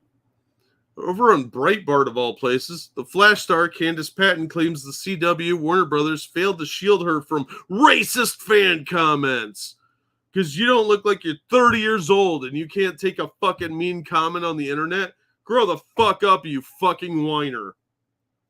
Actress Candice Patton, who starred on The Flash since the show's inception in 2014, laments that she was not protected against racist comments from fans, that producers at the CW and Warner Brothers had a whatever attitude with regards to handling it. As they should. Grow the fuck up, you baby. Nobody needs to protect you from mean comments. I've gotten racist comments thrown at me. Grow the fuck up, bitch. You fucking baby. Patton said in a recent interview on the Open Up podcast that fans' racism toward her was shrugged off by CW and Warner Brothers in the early days of the series. In 2014, there were no support systems, the actress said. No one was looking out for that. It was just free range to get abused every single day. Here's a technique. You take your phone and you set it down. Oh my God, look at that. No more racist comments. Do your job. Pay attention to doing your job well. God, grow up. It's a dangerous place to be in when you're one of the first and you're facing backlash for it. And there's no help, Patton said, of being one of the first black actresses in the DC TV universe. Oh my God, grow up. Now people understand a little better and they understand how fans can be racist, especially in genre and misogynistic. But at the time, it was kind of like, yeah, that's how fans are, but whatever. Yeah, that's how fans are. Grow up. There's loons on every corner, dude. You have to learn to ignore it because there's somebody that knows that it's bothering you, so they're going to do it more. They might not even be actually racist. They're just doing it to piss you off and hurt your feelings because they're bad people with nothing going on in their lives. Don't be so hypersensitive. Get a thicker skin. The world does not revolve around you, despite what your publicist tells you. Patton remarked that with the companies I was working with, like CW and Warner Brothers, that whatever was their way of handling it. No, they have real shit to do. I think we know better now that it's not okay to treat your talent that way. I'm so talented. And to let them go through this abuse and harassment. Yeah, because you babies will sue them and sit around and whine about it on the internet. I wanted to leave the show as early as season 2. I remember being like, I can't do this. I'm not going to make it through. I'm severely unhappy. Get over yourself. Patton also claimed that she was treated differently than white actors. I doubt it. Yeah, you're probably given more privilege because you're a pretty girl and you're a person of color and you're one of their stars. So bullshit. I'm calling absolute bullshit on that. It was more about the protocols in place and the things I see happening for my white counterpart that's not happening for me. Seeing how I was treated differently than other people, seeing how I'm not protected by the network and the studio. These were the things that not necessarily hurt me, but frustrated me. Well, you're still bitching about it after like 9 years, so it obviously did hurt you, you baby. Patton is not the only actor to call out the entertainment industry for alleged racism. In April, apparently it's like a holiday inn because there's 2 N's. Academy Award-winning actress Viola Davis said you can either be a black female version of a white ideal or you have to be white. Oh, that's why you get a lot of roles and made a lot of money, Viola, because you have to be this certain fuck off. In order to succeed in Hollywood, an industry that claims to be liberal and inclusive. I have no doubt there's racism in Hollywood, but I don't think it goes against you. And I bet you smell wonderful after wearing those tight leather or pleather pants all day. Ugh. You get all soupy down there. You ever hang out with anyone that wears these pleather pants? Oh my God, the stench. The sweat that builds up in them is fucking horrific. Same with his leather outfit. He's all soupy in there too, swamp balls. But yeah, grow up, lady. Oh, some people said some mean things to you. Welcome to the internet. Oh my God, get over yourself, you fucking baby. I don't know why these people get work. If you're going to sit around and cry all the time and you're this difficult to work with, you shouldn't be getting hired because nobody wants to work with that. I even know who she is, right? Yeah, she's just crying victim. Yeah, don't feed the trolls. Telling everybody that you're susceptible to this and you're such a hypersensitive little baby, they're going to do it more now. Look at the shit Mundane Matt's gone through on his channel after coming out as a flagger. That dude's gotten way more hate than this chick. I guarantee it, because she's got a bunch of simps. She's still a redheaded character, so of course she got away with stuff. Yeah, a lot of people weren't saying racist things. I would put money on it. They're saying, why is there a black actress playing a redheaded character again? That's what that was probably about. She's like, oh my God, racism, protect me. Yeah, nobody, it's a big thing to play a victim. If you can be a victim, then you get more roles. I don't know why that works that way, but it seems to be how Hollywood runs things. Leather pants ball soup is real. Oh, I believe it. People need to bully more often and toughen these people up. Yeah, well, we've gotten so far away from people having the character to walk away that now they can't, because every little mean thing is like a paper cut to them. They cannot handle it. Hey, John, how's it going, man? So, yeah, she's being a whiny little baby and needs to knock it off. Grow up. Grow up. Now, I don't know how many of you have a PlayStation account, but some bad news came your way the other day. It's from last week. PlayStation Store kills access to hundreds of films, including Hunger Games, John Wick, and more. PlayStation announced its intention to remove access to hundreds of Studio Canal films, including purchase titles from users in Germany and Austria. This is going to spread to the States within a short order. Yeah, you paid for them, but too bad. You don't get access anymore. As reported by Variety, the decision came a year after PlayStation ceased TV shows and movie purchases on August 31st, 2021. The company claimed the move stemmed from the increasing number and popularity of other streaming video services. At the same time, Sony told its customers they could still access movie and TV content they purchased through PlayStation Store for on-demand playback on their PS4 and PS5 and mobile devices. Starting in August, that'll no longer be true for PlayStation owners in Germany and Austria. I'm, again, going to say this. It starts in these countries where they test it, and then it spreads everywhere else. Just like the no sharing of your Netflix password crap, where they're going to start charging you for that. Because these guys are all desperate for money, and they're bleeding cash because people are realizing that they're overpriced. As this is the statement they released. As of August 31st, 2022, due to our evolving licensing agreements with content providers, you will no longer be able to view your previously purchased Studio Canal content, and it will be removed from your video library. We greatly appreciate your continued support. The complete list of Studio Canal distributed titles included 314 in Germany, 137 in Austria. Films like the Paddington series, Tinker Tailor Soldier Spy, and Lionsgate Hunger Game movies, and the John Wick franchise will be removed even if they've purchased the title. You don't actually purchase anything, you rent it. It's just a glorified rental. This is why you should own physical media. Yeah, me and Hate Cam on the same page there.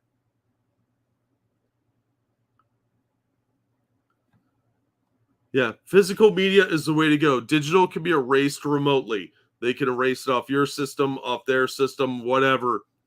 And they don't have to explain themselves. I'm actually shocked they told people they were going to do this instead of just quietly doing it. Besides canceling access to select films and TV shows, PlayStation recently launched its revamped PlayStation Plus. Users with PlayStation Plus Extra and Premium accounts have access to major first-party titles such as Ghost of Tsushima, Director's Cut, Horizon Zero Dawn. Is that the one with the fat chick in it? Marvel's Spider-Man, Miles Morales, blah, blah, blah, blah, blah. So far, the service contains over 700 titles. For those who soon won't have access to Lionsgate films such as John Wick, there might be options in the near future. The company recently announced a deal with Roku to give the streamer exclusive access to films after their theatrical run. So you have to rebuy the movies you already bought, when you could just buy it on DVD. I don't get it. I'd rather have it on Blu-ray or DVD where I can watch it whenever the fuck I want. Turn off the server and it's gone, you don't own it. Exactly. Yeah, exactly. I'm with you, Viking. I'd rather haul around a bunch of DVDs than have to fight with these assholes over deleting my stuff. Because they're going to.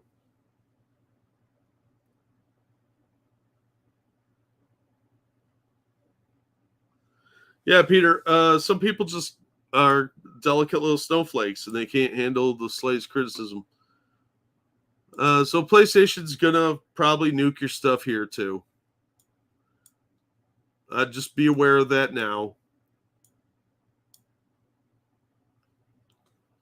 Come on, load. Sorry, I have a little technical issue here. All right, let's stick with video game news for a second.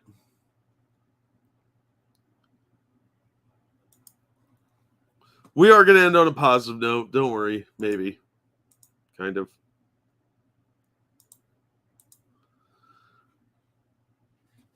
Bounding into Comics is reporting Overwatch 2 removes anti-homeless architecture from benches following a request from a single fan. I want my bums to be able to sleep on benches. Blizzard Entertainment has altered the graphics for a group of benches on one of their Overwatch 2 maps after a single fan accused the seats of featuring anti-homeless architecture. For those of you that don't know what that is, that's actually a real thing. It's when they put the little armrest or bumpy things on the seats so bums won't sleep on them.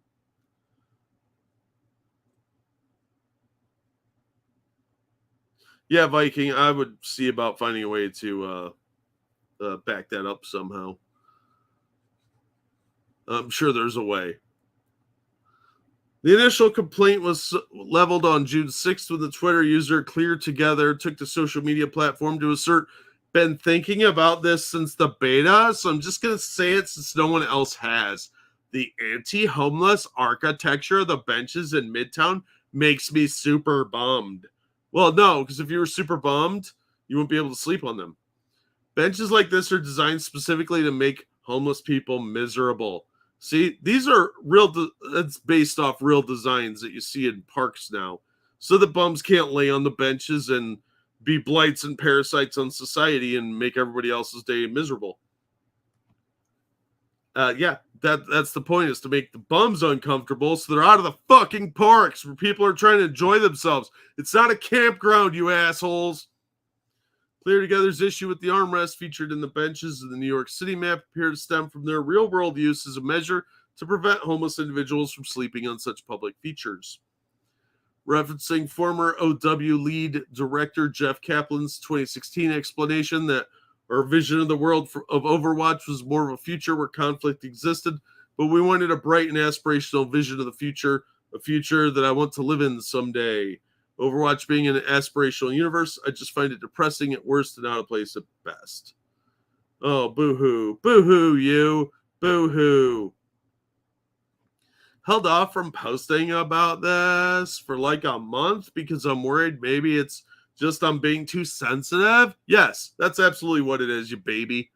But honestly, there's no way around the reality of the design that was chosen.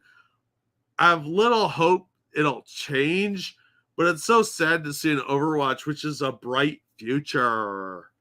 Grow up.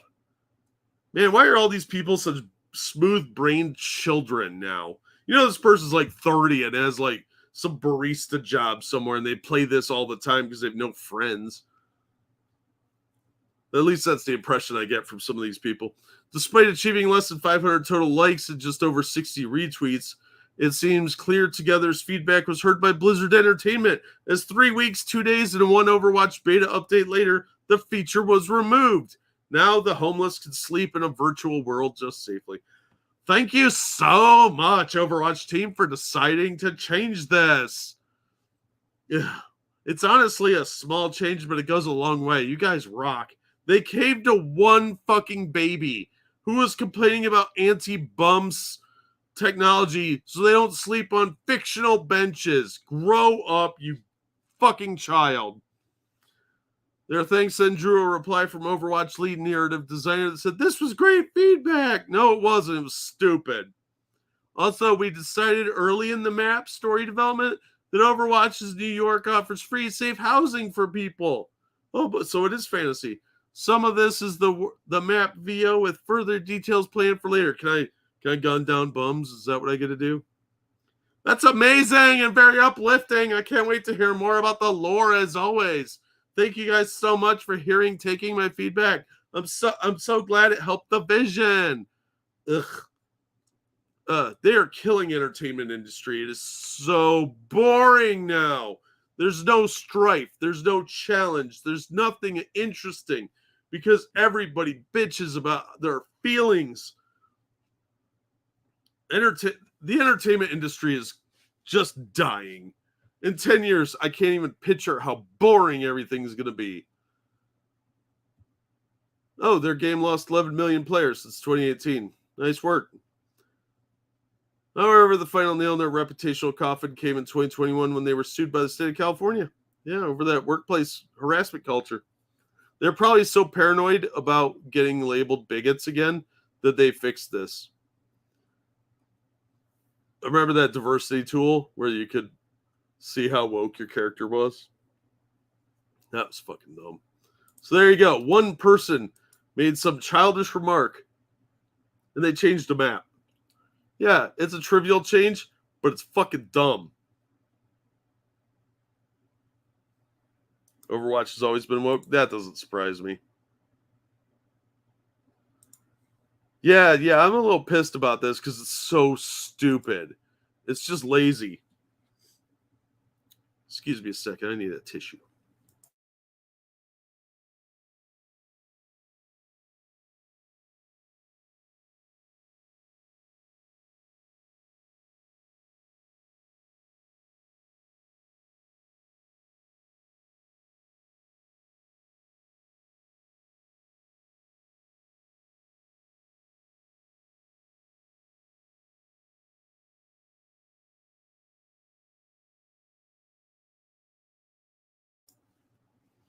Sorry about that. Tissue box was clear across the room. And for some reason, whenever I live stream on my own, my nose starts itching. I have no idea what that's about. My sinuses are kind of going nuts too. They complained about butts. Yeah. Where are the killer clowns from outer space? Nope, no clowns. Nope. All right, let's talk about some Legos. This is from Daily Mail. Lego became the latest company to pull out of Russia after halting deliveries to the country in the wake of the Ukraine invasion. They're not even letting kids have Legos. Come on. Lego's become the latest major company to completely pull out of Russia due to Putin's brutish invasion of Ukraine.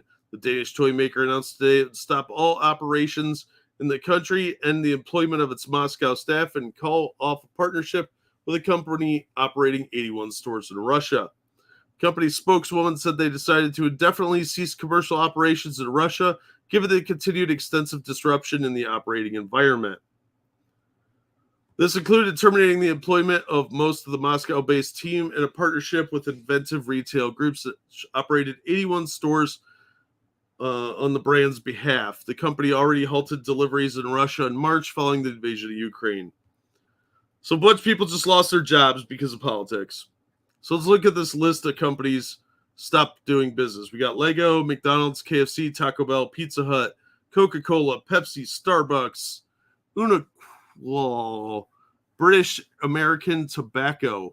Never even heard of them. IKEA, H&M, Canadian Goose, Nestle, Nike, TJ Maxx, BP, ExxonMobil, Shell, Volvo, Siemens, Renault, Caterpillar, Delta Airlines, United Airlines, DHL, Hilton Hotel, Hyatt Hotels, American Airlines, Uber, Sony, Microsoft, Apple, Netflix, Bloomberg, Walt Disney, Warner Brothers, and Imperial Brands.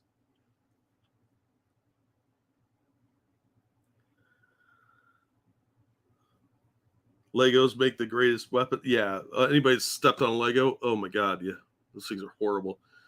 But this honestly is a great opportunity for somebody in Russia to make knockoff Legos. And they call it something in Russia, like call it block or something in Russian. And they'll just rip off the entire size and shape of them, make them completely compatible, and just basically be intellectual property thieves. And Russia's not going to do shit about it. They really want us to go to war. Oh, yeah, dude. Absolutely. I don't want to get too political on here, but yeah, this is dumb. Gulag blocks. Nice. I'd actually import a box of those. Do an unboxing of Gulag blocks. So yeah, Lego's trying to get in on the action. They're just creating more opportunities for the Russian entrepreneurs out there that are party favorites, I guess.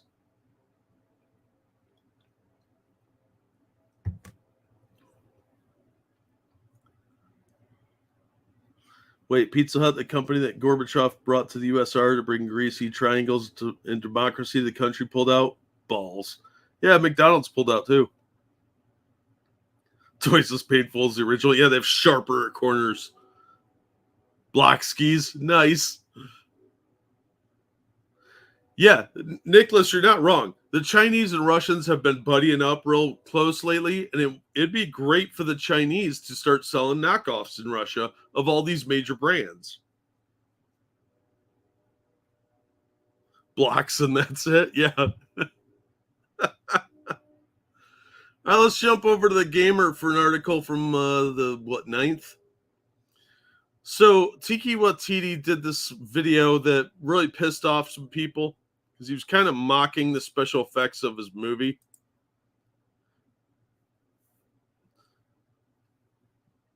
Yeah, Cannibal. They were the guy that bought the McDonald's selling moldy buns. I'm sure they'll get that sorted with some supply chain fixes, but it was a bad move. Yeah, it's a great opportunity, guys, to if like mega brands, they could easily go in and take over that market. Tiki Kiki, I don't know how to fucking pronounce that idiot's name. He's not funny. He thinks he's hilarious. He must be told at cocktail parties that he's the funniest thing on earth. I don't know why this guy keeps getting work. He's not that funny. He's not a good actor. He's annoying. Comic cubes. Not wrong, James. From the Gamer, VFX artists are refusing to work with Marvel due to stress and unrealistic deadlines. VFX artists are speaking out against Marvel, with many refusing to ever work with the entertainment giant again. This comes as artists share accounts of unworkable deadlines and immense pressure, leading to stress and unsatisfactory final products. Many have requested to never be put on a Marvel project again, saying that the studio is the worst VFX management out there. Well, Marvel was already going downhill. Guess special effects are right behind. These allegations have been made on a subreddit RVFX, with artists across the industry sharing their negative experiences with the company. Almost no one in the subreddit has a good word to say about the employer, with many saying that the money and star power aren't worth tolerating such poor working conditions. In a thread titled, "I'm quite frankly sick and tired of working on Marvel shows," Reddit user Independent AD419 expressed their frustration with the studio. Marvel has probably the worst methodology of production and VFX management out there. They can never fix the look of the show before more than half of the allocated time of the show is over. The artists working on Marvel shows are definitely not paid equivalent to the amount of work they put in. Others in the replies are quick to agree. On Thor, they ask for a complete mini sequence 2 or 3 weeks before deadline, says Sam Fox 2015. Mickey Moo-Moo's account is pretty much the same. I request not to work on Marvel movies and shows. Unfortunately, they're becoming our biggest client. They expect a smorgasbord of options so they could change their minds 3 or 4 more times. Those who haven't been able to avoid working with Marvel confirm that it hasn't improved in recent years.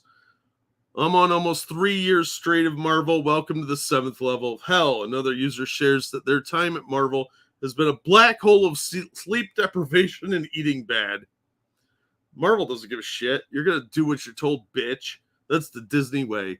Another thread from 3 months ago contains even more damning accounts of what it's like to work with Marvel. These allegations were shared when another VFX artist was disappointed to lose out on the opportunity to work with Marvel, something their industry peers reassured them was no great loss. I am on my 3rd Marvel project in a row and literally just woke up at 5:30 a.m. on a Saturday with stress, going, I don't want to do this anymore, writes Randvar. It's 6 a.m. now, and I'm making a reel to apply someplace that has projects other than Marvel because I can't do this anymore. Mickey Moo-Moo shared a particularly shocking account of their time working with Marvel Studios. Marvel has seen grown men punch walls and throw monitors from stress. I broke down a couple of times and have seen the strain it could put on marriages. But hey, they want money. But hey, the money was fantastic. Fuck Marvel as a client. The credit name is not fucking worth it. Rastalink agrees it took me over 6 months to recover from WandaVision's crunch. It's not worth it. Not when there's better run projects that look just as good out there. Given how recent some of these projects are, it's unlikely that there's been a dramatic change in the past few months. It remains to be seen if Marvel addresses these criticisms as they become widely shared online. They won't. They'll ignore this. Or they'll be like, yeah, we'll just go with someone else. But yeah, if they're burning out their VXF, eventually they're going to get a bad reputation. And a lot of people will stop working with them.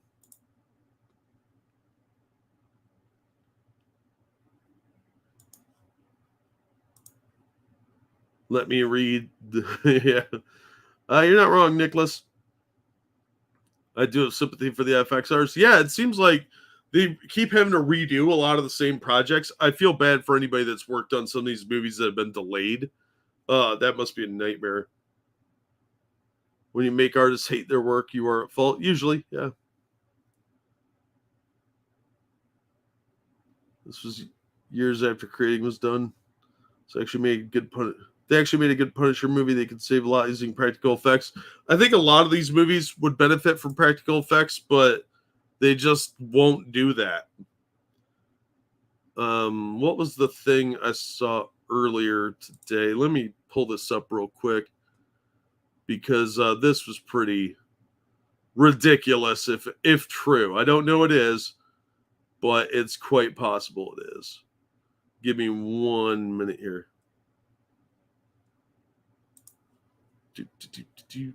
I have to find something on Twitter.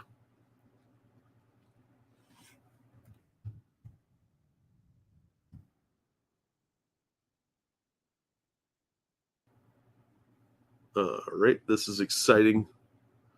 Doing it live. Here we go.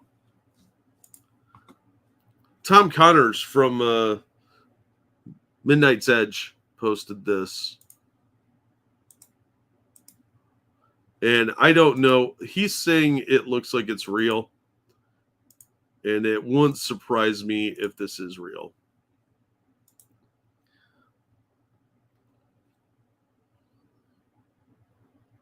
They green screened in MJ. So Zendaya didn't actually have to be there. And instead, the Gumby did it. And it does look a lot like that is green screened. His head's in the right position. And somewhere on here, he says he thinks it's real. My guess is they weren't able to schedule them together. This is a whole behind-the-scenes deal about combining actors that weren't filmed at the same time. Yeah, so that kiss, probably didn't even happen. He made out with some dude in a blue or a green suit. Good job. That's a thing. That's a real thing out there in the world. Seen the trailer for the new RoboCop game? Yes, I have seen that, James, and it was pretty cool looking, actually. Shady Grin sent it to me, and I didn't know they were doing one, so it was kind of cool to see that. I thought it looked like it might be good. I liked Warzone 2 Retro. Spider-Man is banging Gumby? Maybe, I don't know.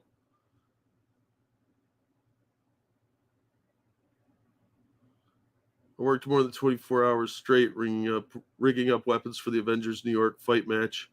Stuff filmed in California. Fun at the time, but doing that for years. Yeah, no thanks. I can see how people get burned out real fast on doing that stuff.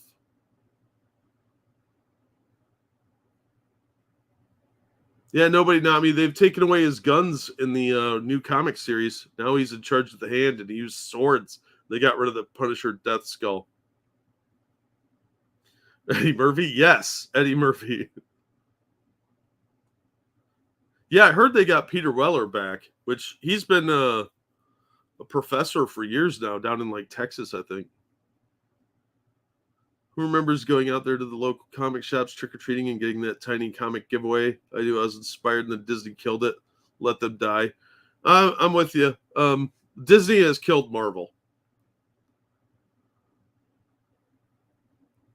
Gumby. Nice. Thank you, Keldrig. They just can't help themselves. They managed to turn a straight kiss gay. Yep. They really can't help themselves. Did I drop that VFX article? Probably not. I'll drop the link again.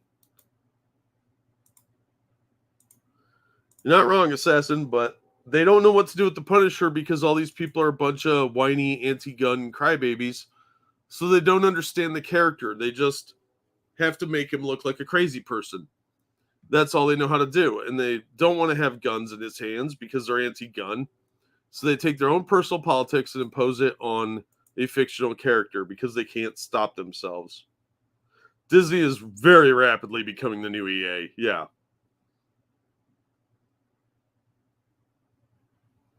Don't want to know, James, but it probably involves clay in your pee hole. That sounds right, Rotten Corpse. I like the first RoboCop movie. Second one's okay. The third one's pretty crap. But I have an affinity for those characters. The TV series, I vaguely remember watching. It was like Canadian or something. And I even had some of the comics, but they water everything down now. All right, let's talk about Dungeons and Dragons.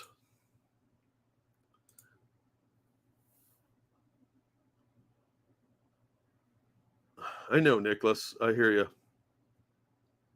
They just stopped caring about their fan base. And it shows. Disney's done this at every level. The parks as envisioned by Walt Disney was something where the average person could go take their kids and have fun. Now you're priced out of the market. The average person can't afford to go to the Disney events anymore. You can't afford to pay the $200 to get in. The average person can't afford to fly down there for a week and do that. And then you're going to pay $20 for a sandwich? No. They've gotten away from making it an event that is aimed at kids. Their movies aren't even aimed at kids anymore. They're aimed at like weirdo adults in their late 20s. And Marvel's doing the same thing. They're changing everything, trying to insert more wokeisms, more PC crap. It's boring. It's going to hurt, isn't it? Yeah, it is, Ori. But more funny. This is from Game Rant via MS News. Oh, it doesn't. Damn it. I got to reload this. Hold on.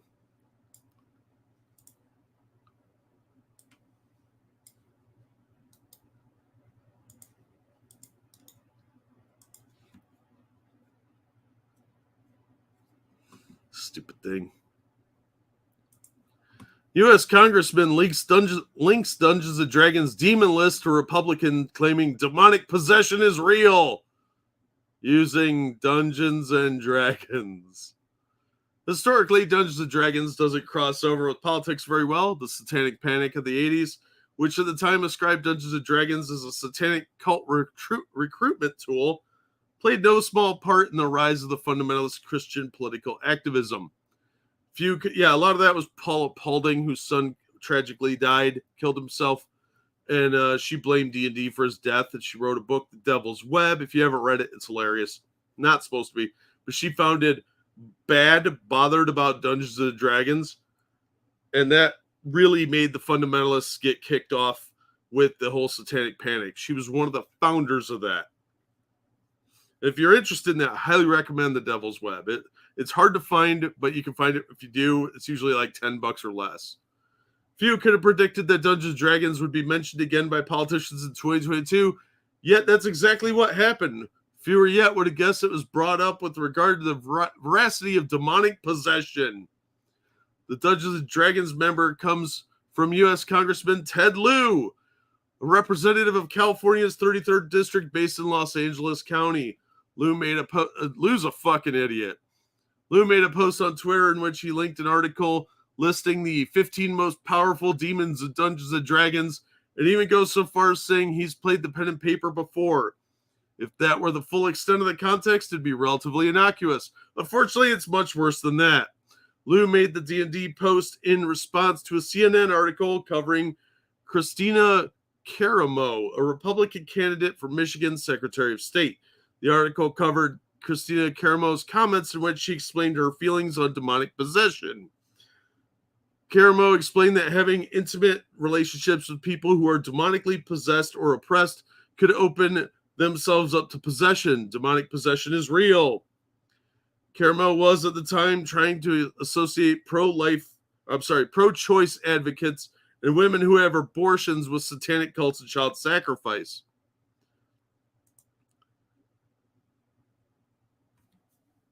Dear GOP candidate Christina Caramo, demons are stronger than you think. They don't need an intimate relation to do demonic possession. I played Dungeons & Dragons and know this for a fact. Here's a list of the 15 most powerful demons from D&D. Needless to say, Caramo's comments harken back to an era of the Satanic Panic of the 1980s. Now she's a fundamentalist Christian. It's not related to the Satanic Panic, which never went away, but also hasn't been seen so dramatically in politics in a generation. Perhaps that's why Lieu decided to mention D&D in his post on Twitter, if only to make reference to a time when D&D players were looked at as Satanists. That's something that's happening again, only instead of D&D players being targeted, pro-choice supporters and women seeking reproductive health care are. Now, keep in mind, he made an obvious joke, and they had to write a pro-choice article here. Yeah, what she said was stupid, but this is a Game Rant article. This isn't CNN. Nobody fucking cares. It's not worthy of an article. And what she said was kind of dumb. If she believes in demonic possession, cool. Maybe that's real. I don't know. But to try and link that to D&D, that you're not helping, Ted. You're not helping D&D at all. She's not going to win anyway.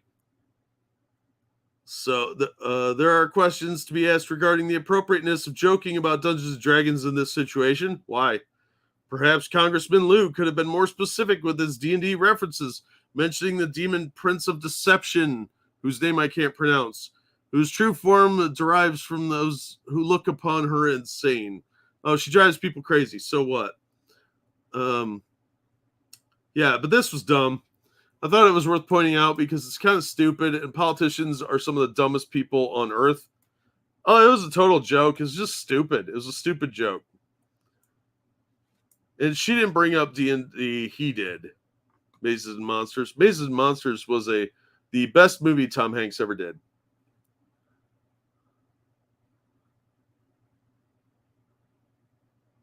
Yep. James, you talked about Mazes and Monsters, and that was Tom Hanks' best movie. And it made me mad because I have a signed copy of that book that I got off of somewhere. I don't remember where I got that. Somebody give me that. I don't know. I got a signed copy of that. And I have a signed copy of The Dungeon Master, which is the book written by William Deere. He was the private investigator that went looking for Charles Dallas Egbert III. And that's where the legend of the steam tunnels comes from, because him and his friends used to play D&D in the steam tunnels at, I think it was University of Michigan. And he ran away, and it was thought that he was absconded with because of D&D, and it inspired Mazes and Monsters. That story did. And what really happened was he was gay, and he ran off to go to gay bars. It was pretty lame, comparatively speaking. Like, the story they made up about D&D and the steam tunnels is way more interesting than, oh, he realized he's gay, and he ran off to go join a bunch of gay stuff. Were there biblical RPGs like the old Christian Nintendo games? There was one, but I don't remember the name of it. It was very similar to the Redemption trading card game. Might have even been based off that. I'm not sure. But there was one, but I only ever saw one copy of it. It was some self-published stuff.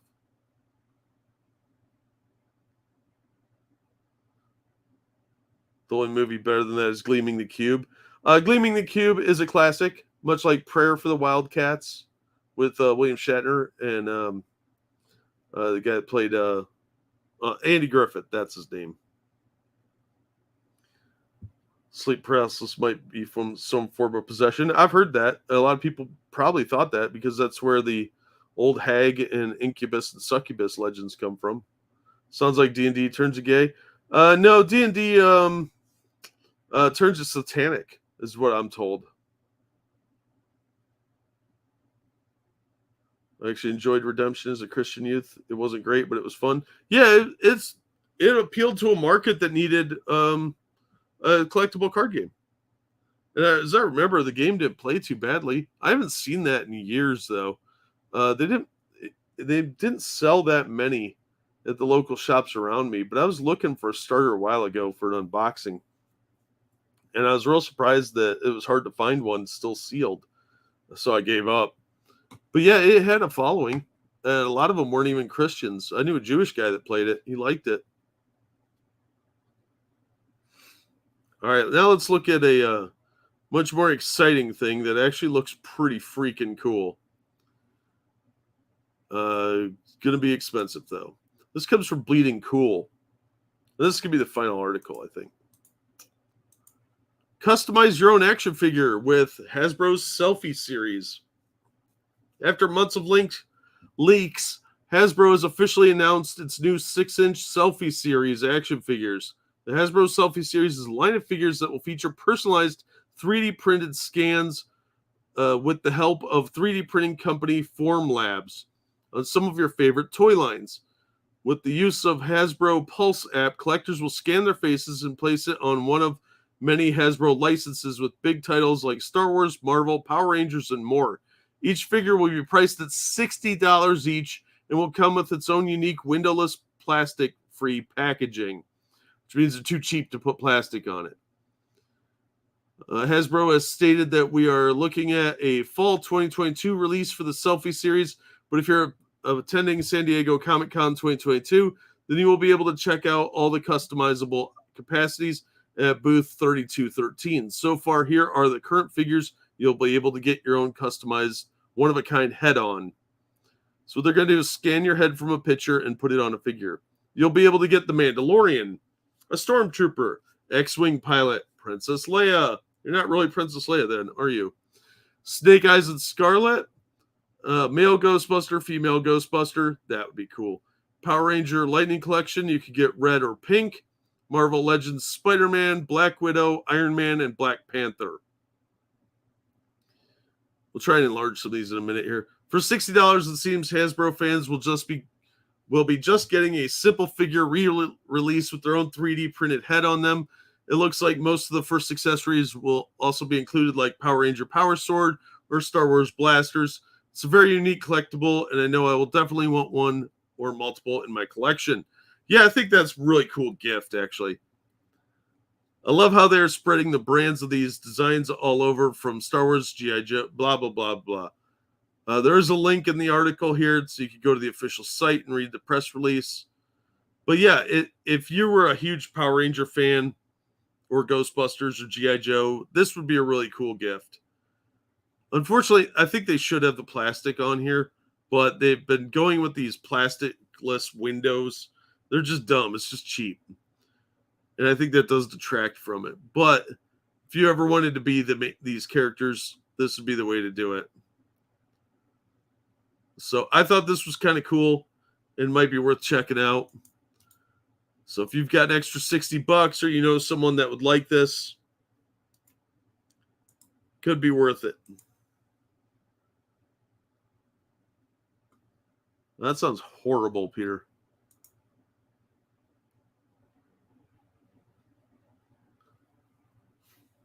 Yeah, man, I wouldn't judge it for that. If it works, it works.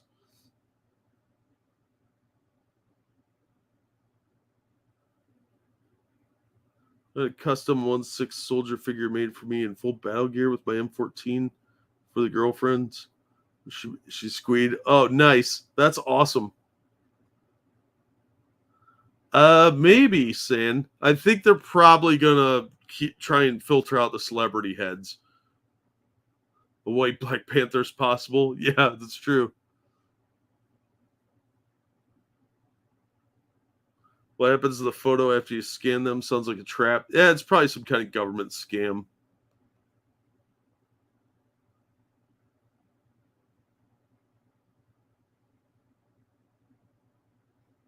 Weirdly sentimental. Yeah, that's kind of cool.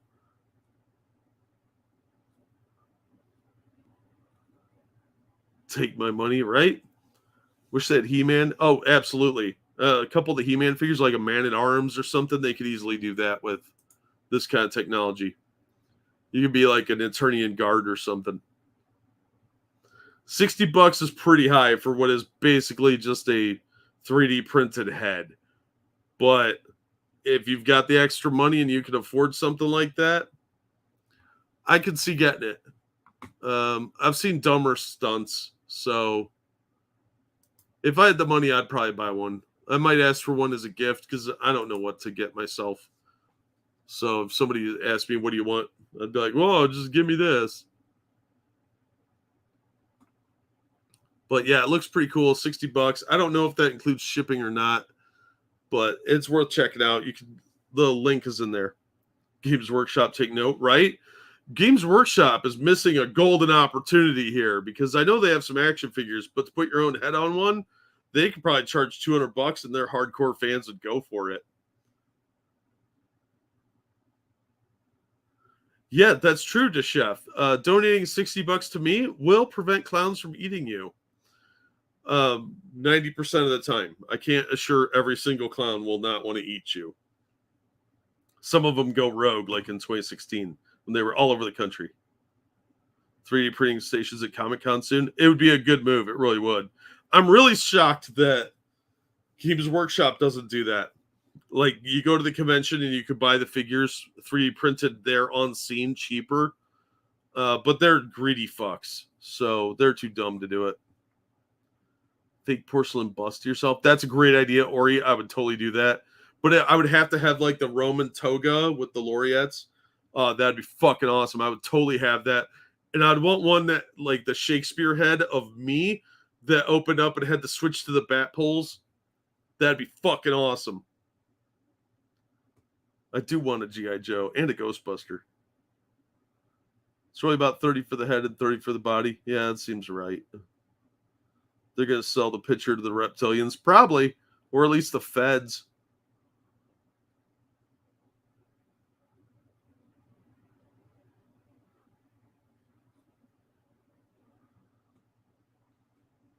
Can you buy the early 8? I don't know. All right, that's all I had for today. So we've gone over 2 hours. I didn't think that'd take that long, but I did have a few rants in there.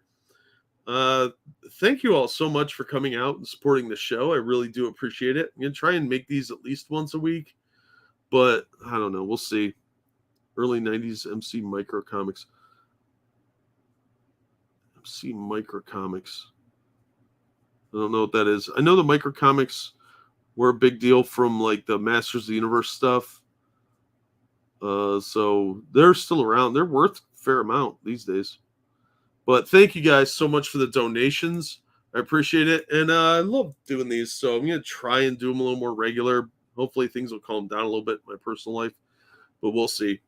So hopefully you guys enjoyed the show. And Uncle Pennybags right. That'd be cool too. You guys have a great night. Thank you for coming out. Hopefully Monkey will be doing a stream later.